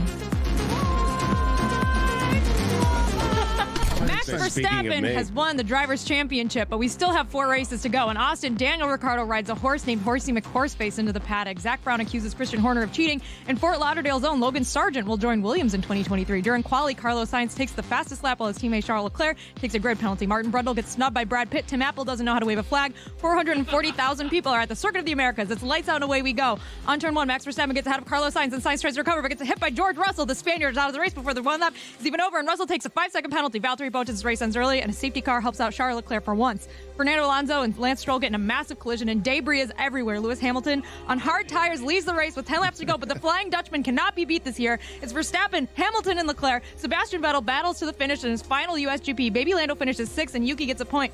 Red Bull wins the Constructors' Championship for the first time in 10 years, a day after their founder's passing. People are crying, there's champagne flowing, fireworks are popping off. Everything is bigger in Texas, Dan, except for F1 drivers. Yes, it's time for the F1 minute here, even though I want to hear that sound gave it again. away? Je suis stressé pour les minutes de Formula 1. J'ai besoin d'énergie. Énergie. Let's go, Wait for the energy. beat drop. Oh, energy. Bonjour et bienvenue à Circuit Park pour le Grand Prix de France. Les températures élevées sur le circuit signifient que la gestion des tout va être essentielle. Charles Leclerc, le pilote automobile monégasque, fait passer à Max Verstappen pour la première place. Le pilote Ferrari doit gagner pour rester dans les championnats. Mais non! Quelle horreur! Une catastrophe! Sacré bleu! Charles Leclerc sort de la course! Encore de la malchance! Il est fini! Une honte! Max Verstappen prend une grosse avance. Lewis Hamilton, le pilote Mercedes, est 12e. Carlos Sainz, l'autre pilote Ferrari, a commencé à la 19e place. Tout sa pénalité pour le changement du moteur. Et les roues contre roues avec Sergio Perez, mais l'imbécile de chez Ferrari recommence. Max Verstappen a fini premier de la course. Carlos Sainz est le pilote toujours. Lando, l'enfant Norris, a terminé 7e. Lance Stroll a terminé avec un point. Félicitations, Mike Crack. Huh? Wow! Oh my God! Holy shit! Holy shit! Merci. Oh my God! Was there an imbecile in there? Did you say Les imbecile? imbéciles de chez Ferrari recommencent. That sounded so exciting. I have no idea what happened. Les pauvres Charles Leclerc, les pauvres. My God, that was incredible. That was I really am good. so Merci, jealous that merci you can do that. Christophe, merci Guillermo. Well, the music ran out, but I think you should, because we didn't have an F1 minute today. I think you should give people a Lord of the Rings minute. Yes, I think you should give people. Spoiler alert or no spoiler Dangerous alert? game, man. Dangerous game because of what? To us, you can spoil as much as you want. So I say go for as many spoilers as you like. All right, I'll give a spoiler of what happened at the end of the last Hold on. episode. Let me get you Hold up. music. It was insane. Okay, so Spoiler. Do not listen if you don't want to know what happened in the last episode of The Lord of the Rings, Rings of Power. So Galadriel and Halbrand, who everyone thinks might be Sauron, they go from Numenor back to Middle-earth, and they're in the Southlands. And the guy who's like the head elf of the Southlands, who's trying to help protect all the people who are getting invaded by the ORC army, they're trying to figure out how to get the orcs to go away, the ORC army, and to get free of them. And right now, a lot of people are calling it Before-Dor. We think they're in Mordor before it becomes Mordor, before Mount Doom erupts. Interesting, because there's been a mountain that they've shown a couple times in different scenes throughout the series, right? So we're like, okay, how are the people going to defeat the orcs? Because the orcs, the ORC army, they're badasses, and they have this guy who's a leader, and his name's Adar, which means father, and we're like, maybe he's Sauron. But he's trying to get this thing that looks like a sword, but it's actually like kind of a key, and it looks like it's in the shape of Mordor. So he's trying to get that, and this little kid Theo has it, and his mom Bronwyn is in charge of all these people.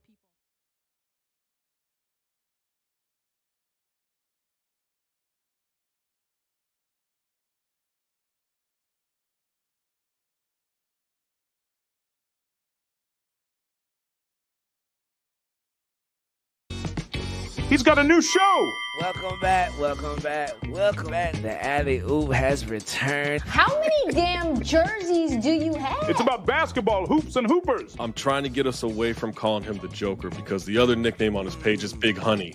And I just think Big Honey is a way better nickname. Now, Don Staley and them girls back at it again. And she gonna pull up Prada down, Chanel, Gucci, and Louis. It don't even matter. Them Auburn Tigers, bro. Them boys 35 years old each player.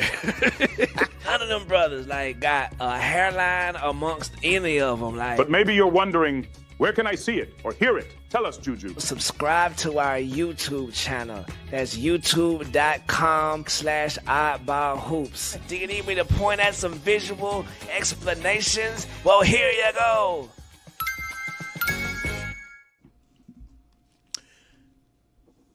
So, CVS. What a start. Yeah. That's a nice, dry entry point to... This could go anywhere. Yeah. CVS, the popular pharmacy chain, where one might purchase such things as contact lens solution. If you can find what aisle it's in. You're going up and down. You ever have this at CVS? You're walking up and down the aisles trying to find something that you know they have. I'm picturing people hitting the skip ahead button thinking this is an ad. Yeah. Contraceptive. No, I always know where that is. No, but it's like something that you know, like vitamins or whatever, and you're walking up there. Where the hell is this section? Where's this exact cough medicine that my wife wants for my daughter? I see 7 other ones that are just like it that I could get, but I don't see the exact one she sent me a photo of. I'm getting the CVS version. You get antsy, you get angry, you get worked up, right, Chris? But then something calms you down.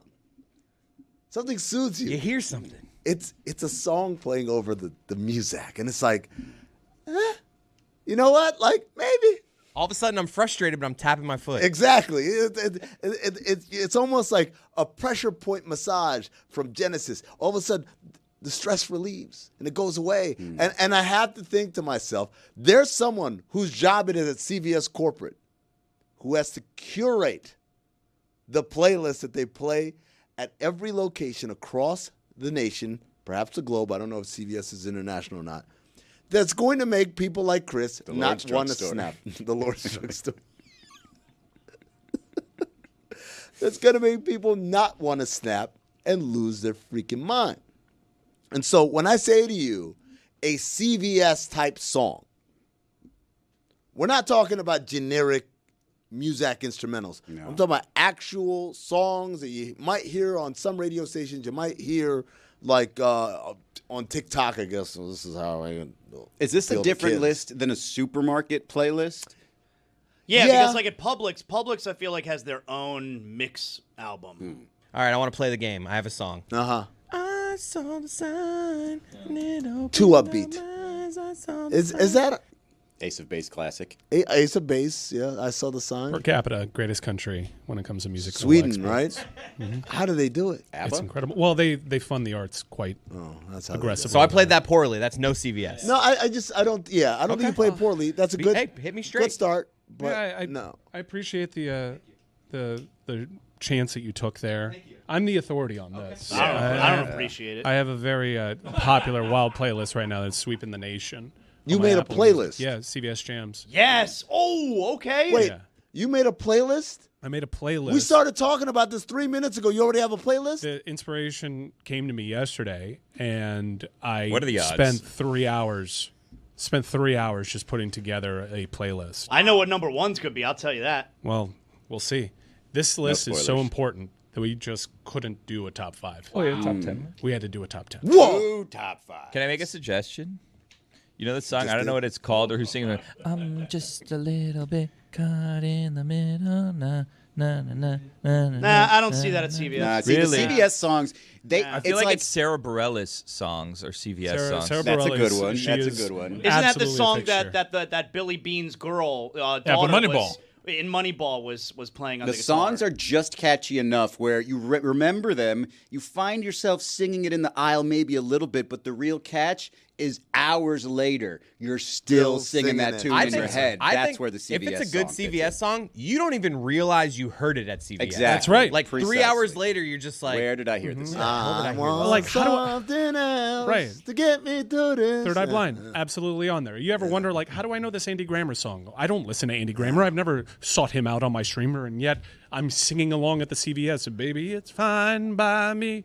I'm not gonna write you a love song. Yes, right? yes. Like, that's Sarah, a yes. Is So, that like, her? These are songs that you yourself won't. You very rarely go to Spotify or Apple Music and just search out, yet you somehow know all the words. Adult contemporary music from the 80s, 90s, and today. And that's what this list is. I like it. This dates back to the Eckerd's days, too. It's almost never today, Eckerd though. Drugs, great store. Well, Eckerd was merged with Walgreens, though, right? No. Eckerd's became CVS. CVS? Oh, God. I had one closed by my house that now they turned into. It was a Spirit Halloween, obviously, for like 2 months. always. But now it's just like it's called like RV World or no, like RC World or something like that. It's like a remote control car track that you go to and drive remote control. Wow. No chance it lasts long. That Sounds can't fun. be a successful business model. I'm looking at, and it like has like weird hours. Like sometimes you go by and it's like this should probably be open, and it's just like the shutters are down. And then other times you go by and there's like 80 people in there racing remote control cars, Drugs. and I'm kind of like, I don't know how this is gonna. Sounds. Drugs in the Ronald McDonald? something going on there. There's also an Eckerd College in Florida, completely unaffiliated. Yeah. You're everyone to me. When I close my eyes, it's you I see. Michelle Branch is on the playlist, no doubt. So, like, you ever wonder how down here in South Florida, a CVS is always next to a Publix? Because CVS used to be Eckerd's, and there was like a co-location strategy driven by real estate partnerships between Eckerd's and Publix back in the day. So that's why you're seeing a little bit more standalone CVS's, but down here the CVS's that were once Eckerd's, they're usually right next to a Publix grocery store. Well, now I think that model is out the window because they have Publix pharmacies. Yeah, like that's not. You're talking about there's a wall, right? It's not like you wander in. Right, but they're down here in a lot of mini malls. A CVS is usually right next to a Publix. Okay. Now they're inside of Targets. Yeah, that's a good co-branding. Do you ever forget which one you're in? Which Target I'm in? No, which CVS? Oh, whether all the you're in time. CVS or Walgreens. Like, I don't remember. No, I know. Where I am. I I think can tell. CVS has carpet, right? I can tell by the soundtrack. The playlist. There you Really? go. Yeah. We should do a bit where one of us goes around here, take like an indescript picture from one, and you have CVS or to guess Walgreens? whether it's a CVS or a Walgreens. Great for I think you social. can tell. I think that CVS also has shorter I could trick you. shelves. I don't think so. Here's a good example. This is an OLI. It's a top 10 with 2 OLIs too. Okay. But here's a great example of a song that you know almost exclusively from being at a CVS because you yourself never bought this album. You never sought this song out on a streamer. Eric Clapton's Changed the World. Phenomenon. So I'm gonna say no. Yeah, I'm gonna say from Phenomenon. No, Phenomenon or Michael? I thought it was Michael. No, it's Phenomenon. Phenomenon. Yeah, you sound very confident. Can you give me a little but I don't taste? know. Very much Phenomenon. Change the world to Which was the one where he was an angel? Michael. Okay, it was in that one. I think so too. What was Phenomenon about? Phenomenon was about he has superpowers. Like he can heal people or he could read the future, some shit like that. I don't know. Yeah. No, that's about it. Yeah. Also, All right, that's an OLI. OLI. Okay. It was Also, phenomenon. OLI. Thank you. Wow. Oh, Roy is correct. I didn't want to go against Roy. I'm always right. He was very confident. Roy's always first round pick in trivia night. Wow. A lot of people think Amy Grant was a one-hit wonder. She wasn't. She's Was a it gospel multiple? music institution, but she did have a pop hit, Baby was Baby. Baby, baby. Yeah, that is a CVS ass song for sure. Now we Is that get into OLI good stuff. still? Top 10. Yeah. Here we right. go. Number 10. 2 top 5s. Train drops to Jupiter. Oh, yeah. Oh, yeah. How's that go? That's just number 10. Yeah, sing it, Mike. Tell me. That's See, absolutely. you know, I just had to Never tell heard- you 2 words. But she's back in the atmosphere. I've Heaven never is heard. overrated. Tell me. Never heard that song anywhere other than a CVS. Never heard that song. No, you heard it. Tell me. So far, I've had these Roy songs doesn't go on to a DVD pharmacies now, somewhere. so- No, I go to Like, pharmacies. yeah, I don't pay Roy attention doesn't to go to music, drugstores but I never heard that. No. That song I never heard. Okay. Number 9. Number 9. Now, this was really tough because she might be the quintessential CBS artist, but she had so many songs to choose from. Nailing just one from her catalog as a CBS song proved to be Oh, pretty who's the artist? difficult. Give me the artist first. Celine Dion. Oh, you're right. Too big of a catalog. I'm going with That's- Because You Love Me as her CBS There song. you go. I didn't want you to go. I thought you might fly too close to the sun, Icarus. Some of her songs are too big for CVS. They're just big songs. But it's got to be a song that's big in CVS. Because You Love Me, definitely. And then Chris Cody just said off the mic, I don't think I know that one. And then Yes, you once I just sang 2 words. Sing the 2 words. And you were my I'm back. 3 words. number 8. Uh-huh. The Fray, You Found Me. Again, I'm going to need... You found me. Lost and insecure. You found me. You found me crying Oh, yeah. on the floor. Yeah. I That's didn't the know we were allowed to do this. Where were you? Just a little late. It's Think funny. Grey's Anatomy. You know what's funny? That's how to say. But Why like, would it was I? tough to nail like just one of the Fray's song. Did you know the Fray is still touring and they're just like fooling people? Like the bald-headed singer guy is not in the band anymore.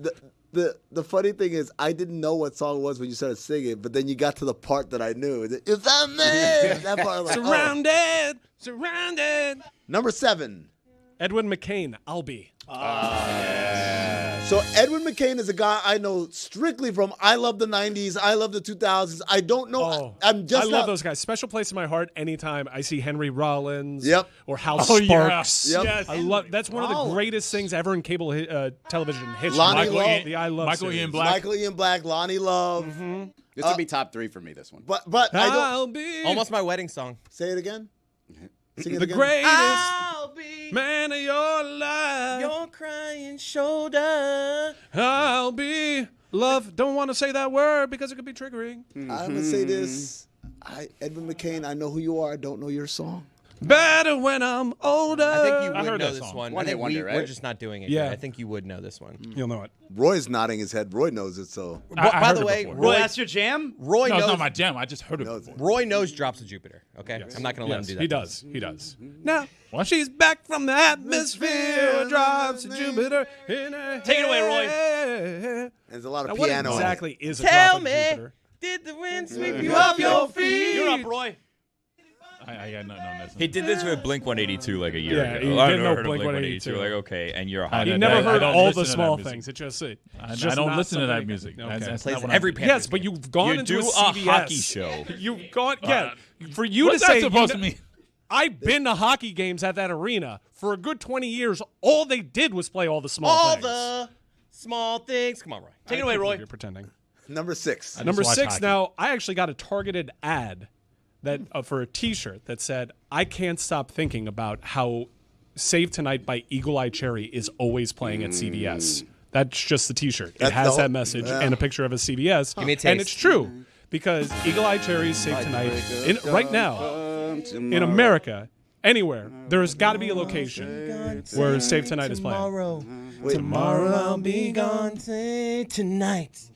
Fight the Fight the breaker. Yeah, good. Tomorrow. Wow, it's amazing the parts that resonate because you guys say like 3 or 4 bars. I'm like, I don't know this song. I've heard of Eagle Eye Cherry, but then you get to that point that tonight. It's right when I'm getting a vitamin water from the fridge. Tonight, like make a dawn. I'm like, oh, here we go. All right, boys. This Number top 5. 5. This top 5. Now I'm Here we into go. it. These are bangers only. Come on. Number 5 is Vertical Horizon, Everything You Want. Wow. Yeah.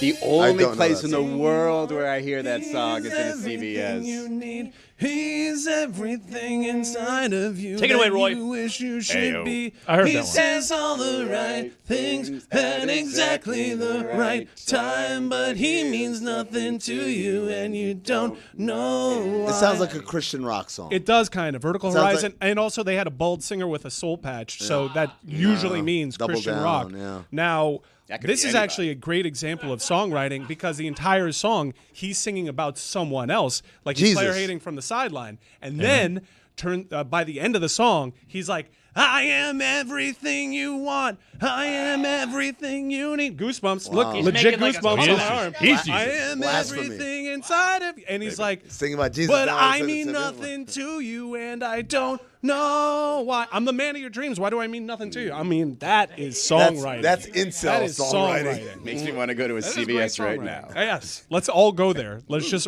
order a bunch of beers and sing out loud. crack You don't have them to order. open right there. They have beers at Yes. CVS. Yeah, we'll order the beers. We'll go to checkout, and we'll also get some lawn chairs. No, and but we'll they sing have Vertical beers Horizon. at CVS. Yes, Yeah, perfect. no, we Just got it. picture us in like the cooler aisle, just like. Zaz is really, really I upset don't know how that, cool it would be. that you were gonna order the drinks from I'm somewhere not- else. I'm not gonna be no, like- the beers are there. I'm not Why gonna be would like you Garcon. order beers when they have beers? We'll go to there? checkout. Let's not seize on this like one word.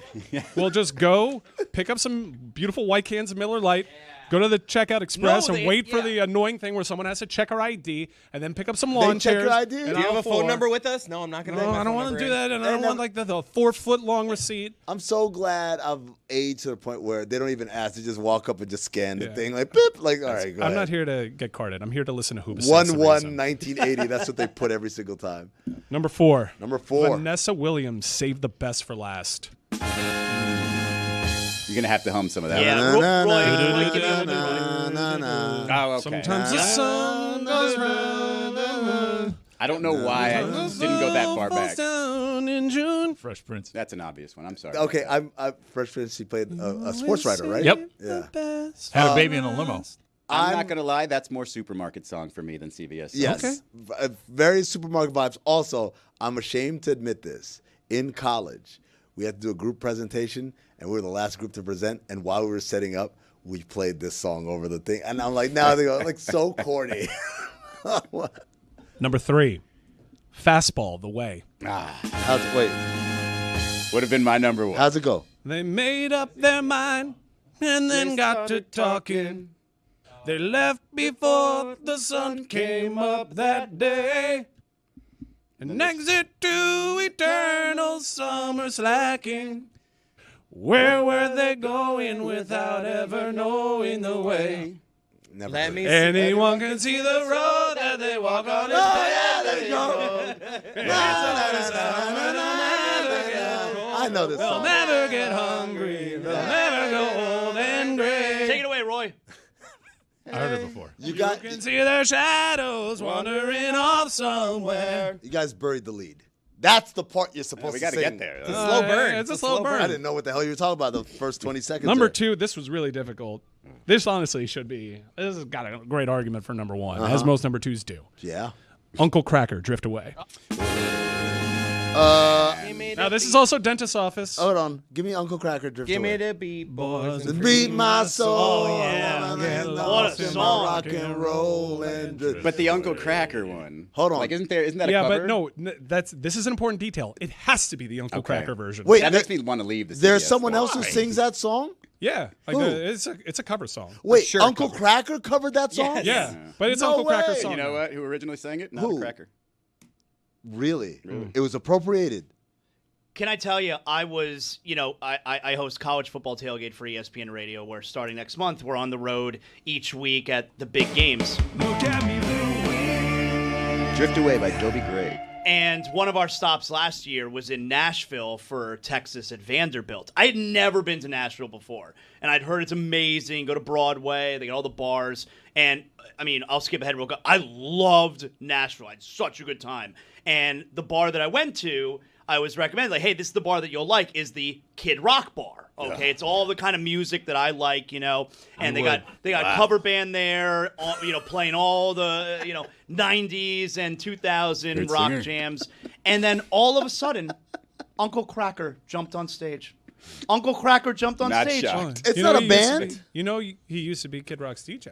Oh, is that right? That's how he got his start. He jumped on stage and he played that song. He played a bunch like Uncle Kracker. Actually, They didn't play a bunch. One of the songs, best days though. of Zaz's life. So I've referenced this show that I went to with Chris Whittingham one time, where I went to a Smash Mouth concert, original lineup, and a riot started, and people were getting arrested and thrown into cop cars. That was actually a part of a Pop 2K bill that had many of the bands featured on this list. Uncle Kracker was on it, Fastball was on it, Spin Doctors were on it, and Smash Mouth. Spin Doctors, is that Two Princes? Yeah, of course. Dun, dun, dun, Who wants to call me dun, baby? dun, That's what I say now. Surprised they didn't make the OL. People don't scat anymore. No. All right, number one. Number one is so obvious. Scat back. Number one. Everyone has to know number one. Now, before common he even says it. misconception. People So call this easy. band by the wrong name all the time. Their name is the Goo Goo Dolls. It's not Goo Goo Dolls? It's not Goo Goo Dolls. The It's Goo Goo Dolls. The Goo Goo Dolls. But And the you song should we're lose a going the. with It's cleaner. is Iris. And I don't want the world to see me, because I don't think that they understand. Roy, what was the soundtrack? City of Angels. City of right. Angels. First round draft pick. Nicolas Cage, Andre Brower, and who? Meg Ryan. Yeah. Oh, I like the that's my guy. acoustic version of the song. Yeah, a lot of well, first off, a lot of people think that they can sing this song, and then they realize, man, Johnny Resnick had some pipes on him. Also, you would think that this would be a bigger song on the karaoke circuit, but there's basically a 2-minute instrumental that really takes the crowd kills out of it against the karaoke rules. By the way, another alternate Goo Goo Dolls or the Goo Goo Dolls song, Slide. Yeah, Why Slide. don't you slide? That's a CBS No, but song. Iris Broadway is is definitely dark number tonight. one. Iris easily number Yeah. one. CBS Easily. song. But Mike, their website is googledolls.com. Lose the it's cleaner. I Now let I don't me know see what what to tell happens you. with the Goo Goo Dolls. Let's see where it takes me. Takes you to the Facebook. Instagram is just Goo Goo Dolls Oh. official. Yeah. Safari can't open page, server can't be found. Oh, no. If We you gotta go, pay the bills. I'm with you. Their name is Goo Goo Dolls, not the Goo Goo Dolls. I think it's Goo Goo Dolls. But if you look them up on streamers, it's the Goo Goo Look, Dolls. I'm telling- And I think they've talked about this. Like, no, we're the Goo Goo Dolls. And I'm like, no, the hell Then you they should are. make their Mike, website, I'm telling- thegoogledolls.com. Their telling website you. says, look at me. Google Yeah, it. and even the banner says Goo Goo Dolls. Mike, I'm gonna tell you exactly what happened. Justin Timberlake showed up and said, "Lose the. It's cleaner." Did you see the videos from a Justin Timberlake performance where he looks like really, really bored and hungover? Concerning, Oh, I yes. would say. Not concerning. He's No, just it was letting the concerning. crowd like. There's a Yeah. time where he just like. It's in Mike. more than one stop. He's done He's this. earned it, guys. Yeah. He's earned that right to do I- this, and you sing the song. I saw that performance. I'm like, I can't fight the feeling. Not the in troll this song. No, I mean, that yeah. Do it with a bigger hit. That one you can you lose people. Let me tell you, he should be thanking his lucky stars. Max Martin came around and gave him that Trolls song. Otherwise, we'd be talking about how this dude fell the F off, continuing to insist he has to work with Timbaland. After Future Sex Love Sounds, my dude fell the f off. The only hits he has are those Troll songs. How close do you think we are to him being like, all right, it's time in sync?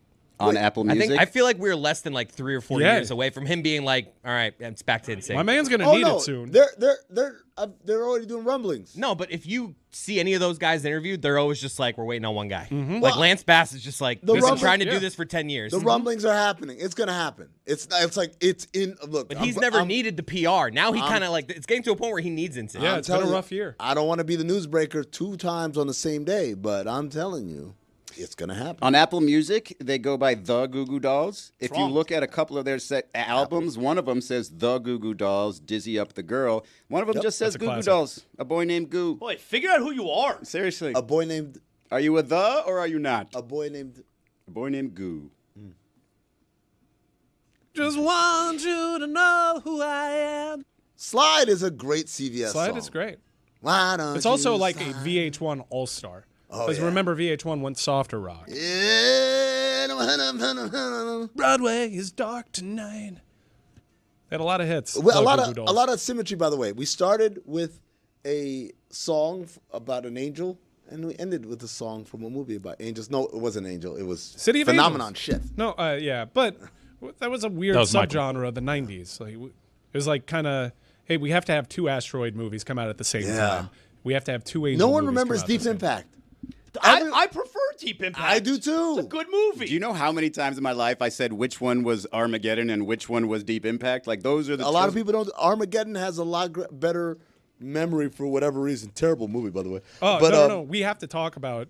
We talked about Armageddon because another CBS jam, Don't Want to Miss a Thing, from the Armageddon soundtrack was playing before this show. And you and I got to talking about the famous Ben Affleck DVD commentary. Yeah. And you said something that I hadn't really considered, which is a lost art form, the DVD commentary.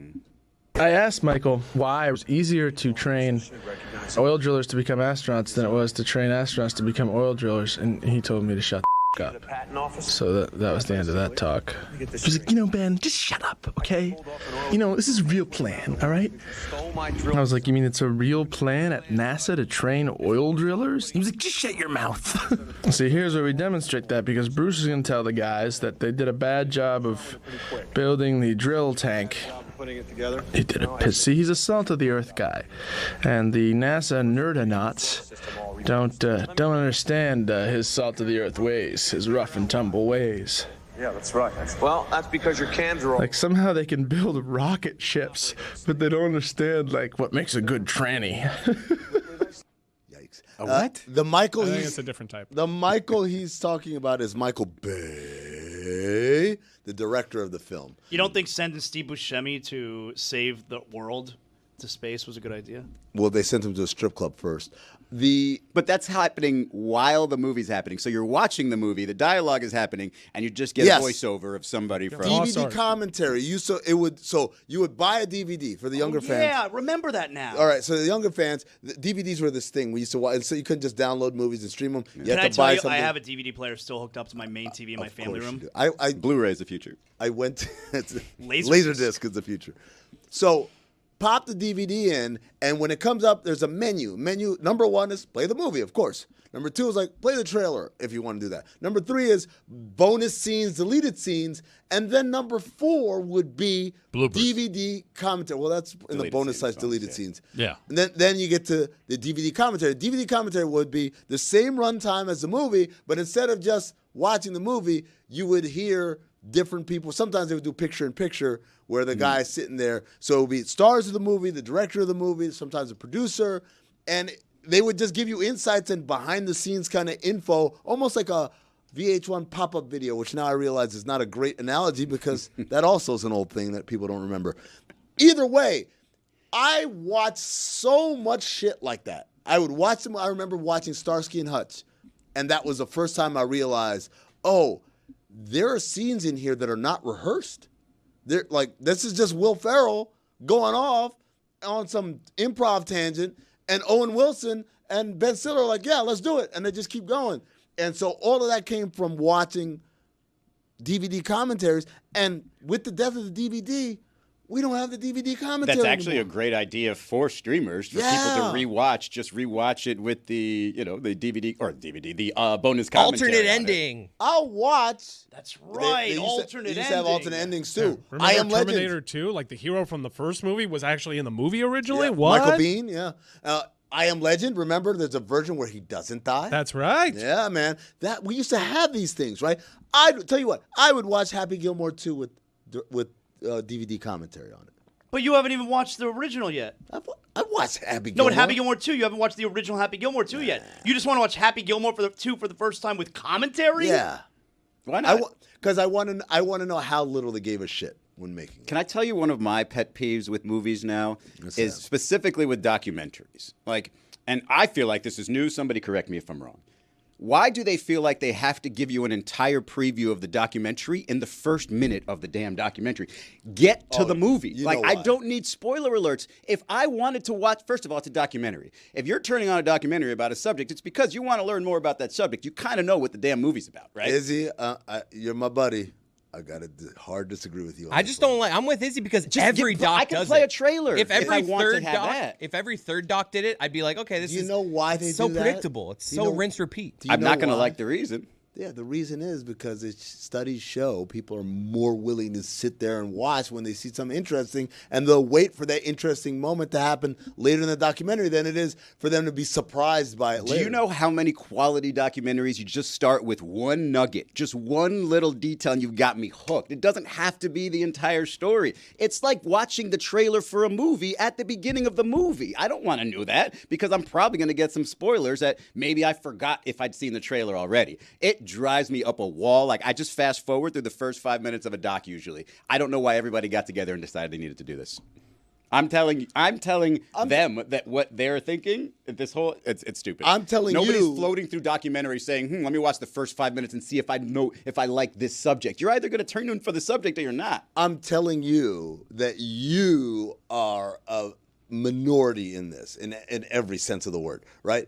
They have the metrics, particularly Netflix. They know what makes people turn off. Netflix has it down to a science where it's like, hey, you got to have some shit happen within some amount of minutes of episode 1 for someone to want to stick their way through. In the thing that just plays when you have it on in the background. Nah, don't give it to me at the beginning of the movie. I've already decided to watch the movie. I don't need spoilers. Why you don't need spoilers. These dumbasses that watch this shit, these are the same people You think who they will would watch want the same things in an actual movie? Hey, like, let me see what the end, tease That's the what end a for me at trailer the- is. But that's not why I turned on the movie, not to watch the trailer. I already saw the trailer. How many movies start with, I guess you're wondering how I ended up here, right? Like, it's like, oh, the world's ended, and the guy's like out of breath and all dusty That and is stuff. setting the premise. It is not giving away spoilers. It gave away that the world ended, and this guy's all beaten up and stuff. So many, and they do it poorly. Like, they give you information you just shouldn't know. It's like 2 or 3 episodes in or an hour into it. I hate it. Does Nikola Jokić care more about horses than basketball? Clearly. Yes. Did you guys see this video? We finally have that answer. He clearly does. Dog, this whole time. Not even joking. This whole time I've been like, guys, he has like a hobby. He likes the horses. That's very. I mean, everyone's passionate about something that's not their main job. That's not a big deal. Of course he cares about the NBA. Of course he cares about winning Not championships. as much as horses. Dog, I saw this video. I'm like, man, this man may actually retire due to horses. This is him. His horse won a race. Wait, yes. he was happy there? Happy. Yeah, he's hysterically He's crying. He's crying. He's weeping. It's the greatest moment of his life. This is the greatest moment of his life. He's weeping. Look at me. He's hysterical crying. His horse won, and look how emotional he is. I watched this without context initially, and I thought he was crazy disappointed. Like, I thought it was like, oh my gosh, MPJ, why you take that shot again? That's what I felt like. But he was crying. Happy tears. Happy tears. Look at this embrace. He didn't hug a single nugget like that. Jamal after they won Murray. the title. Jamal Murray wishes he knew what this felt That's a like. tall jockey. It is. Well, that is a tall they're jockey. harness racing, so you don't have to be short. Look at him. He's thanking God. Ed Garland too. It's amazing. Like, I spent 3 years defending this guy. Look at this. Did you remember him with the champagne? Nope. He I wasn't can- even close to this. Just this vibrant when he won a championship. I can relate to this though. Like the other day, if you would have saw me beat my daughter in Yahtzee, wow, phrasing. you would have thought that I was. Took a minute to get there. Yahtzee was on a or was delayed it flight. a sentence that I said Defeated. pretty quickly? Defeated. Go with defeat. I was next time. victorious over my daughter When I in Yahtzee. defeated my daughter in Yahtzee, That's better. Yeah. I acted like that. Did Work's you? more important to me than that Yahtzee game, but there's just some things that just get you. This is one of his things. I Isn't totally see Yahtzee this. just a game of luck? You're just rolling dice and hoping. But when that you it's get the Yahtzee, oh my god! You guys haven't played Yahtzee? I played Yahtzee. I find Yahtzee to be a very dull game. You know what I like? family game. You know what I like? Categories. Categories. There you go. Categories. I like Taboo. I love Taboo. Remember when we played Taboo? I like on Trouble. there? Trouble is the one A where little like pop the thing for Yeah, like yeah, the yeah. dice, and then you move around. Catchphrase is the best because it's got a physical thing, right? It's got like a timer on it, and you're supposed to have the person on your people on your team guess it, and then you pass the thing before it blows up. And you know people's tendencies is to just want to throw that thing, just get out of my hand. Do we have catchphrase? It's very dangerous. Do we have catchphrase here? I can bring it in. I would I can love bring it to in on play Wednesday. Yeah, let's play catchphrase on Wednesday. Catchphrase Wednesdays. Let's make it a thing. Ooh. Every Wednesday We we'll already play got a thing on catchphrase. Wednesday. Game I day don't know if you knew. instead of game night. Ah, Wanna have game game day. Game day. Yeah, there you go. Brought to you by Home Depot. Friday game day. Oh wait, hold on, that's someone else. It's a different game day. It's Sorry. built by Home Depot. It's built. Yeah. Do you guys have a problem with Jokic like crying like that?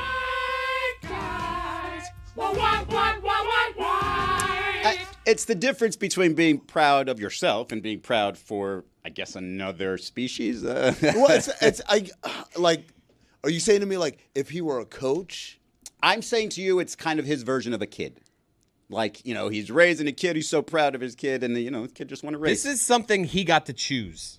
I feel like basketball chose Jokic. It's funny. I read the biography about him, and it was like it's almost exactly this. It's like they had, in order to get him to practice, they had to have the practice like right by a horse stable.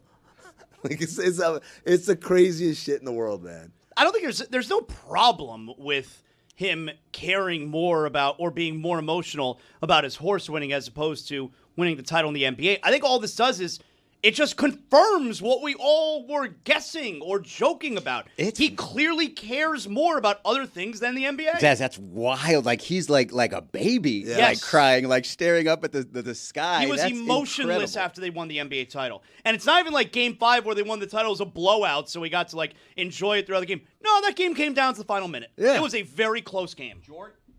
Jordan had golf, right? Like that would be his equivalent to this. I think his was just winning. Yeah, like his. But I bet we could find him celebrating a golf win where you're like, whoa. He was celebrating throwing a quarter against the wall and shit, man. Like the guy was gambler. Yeah, like that's maybe that was his real passion outside of basketball. No, I mean, there's not going to get any more emotional than him winning after his father died. Like. There is no card game or dice game that's going to make him that emotional. What's LeBron's side passion? Like we didn't see him in Vegas after that championship, so whatever that looked like. Is LeBron's like movies being like a Hollywood guy? I'm just trying to find like other great stars. Do they have other passions? I want to talk about a LeBron passion on the other side of this break, which is suing people for the dumbest of reasons. You don't want to miss this right here on the Dan Le Batard Show.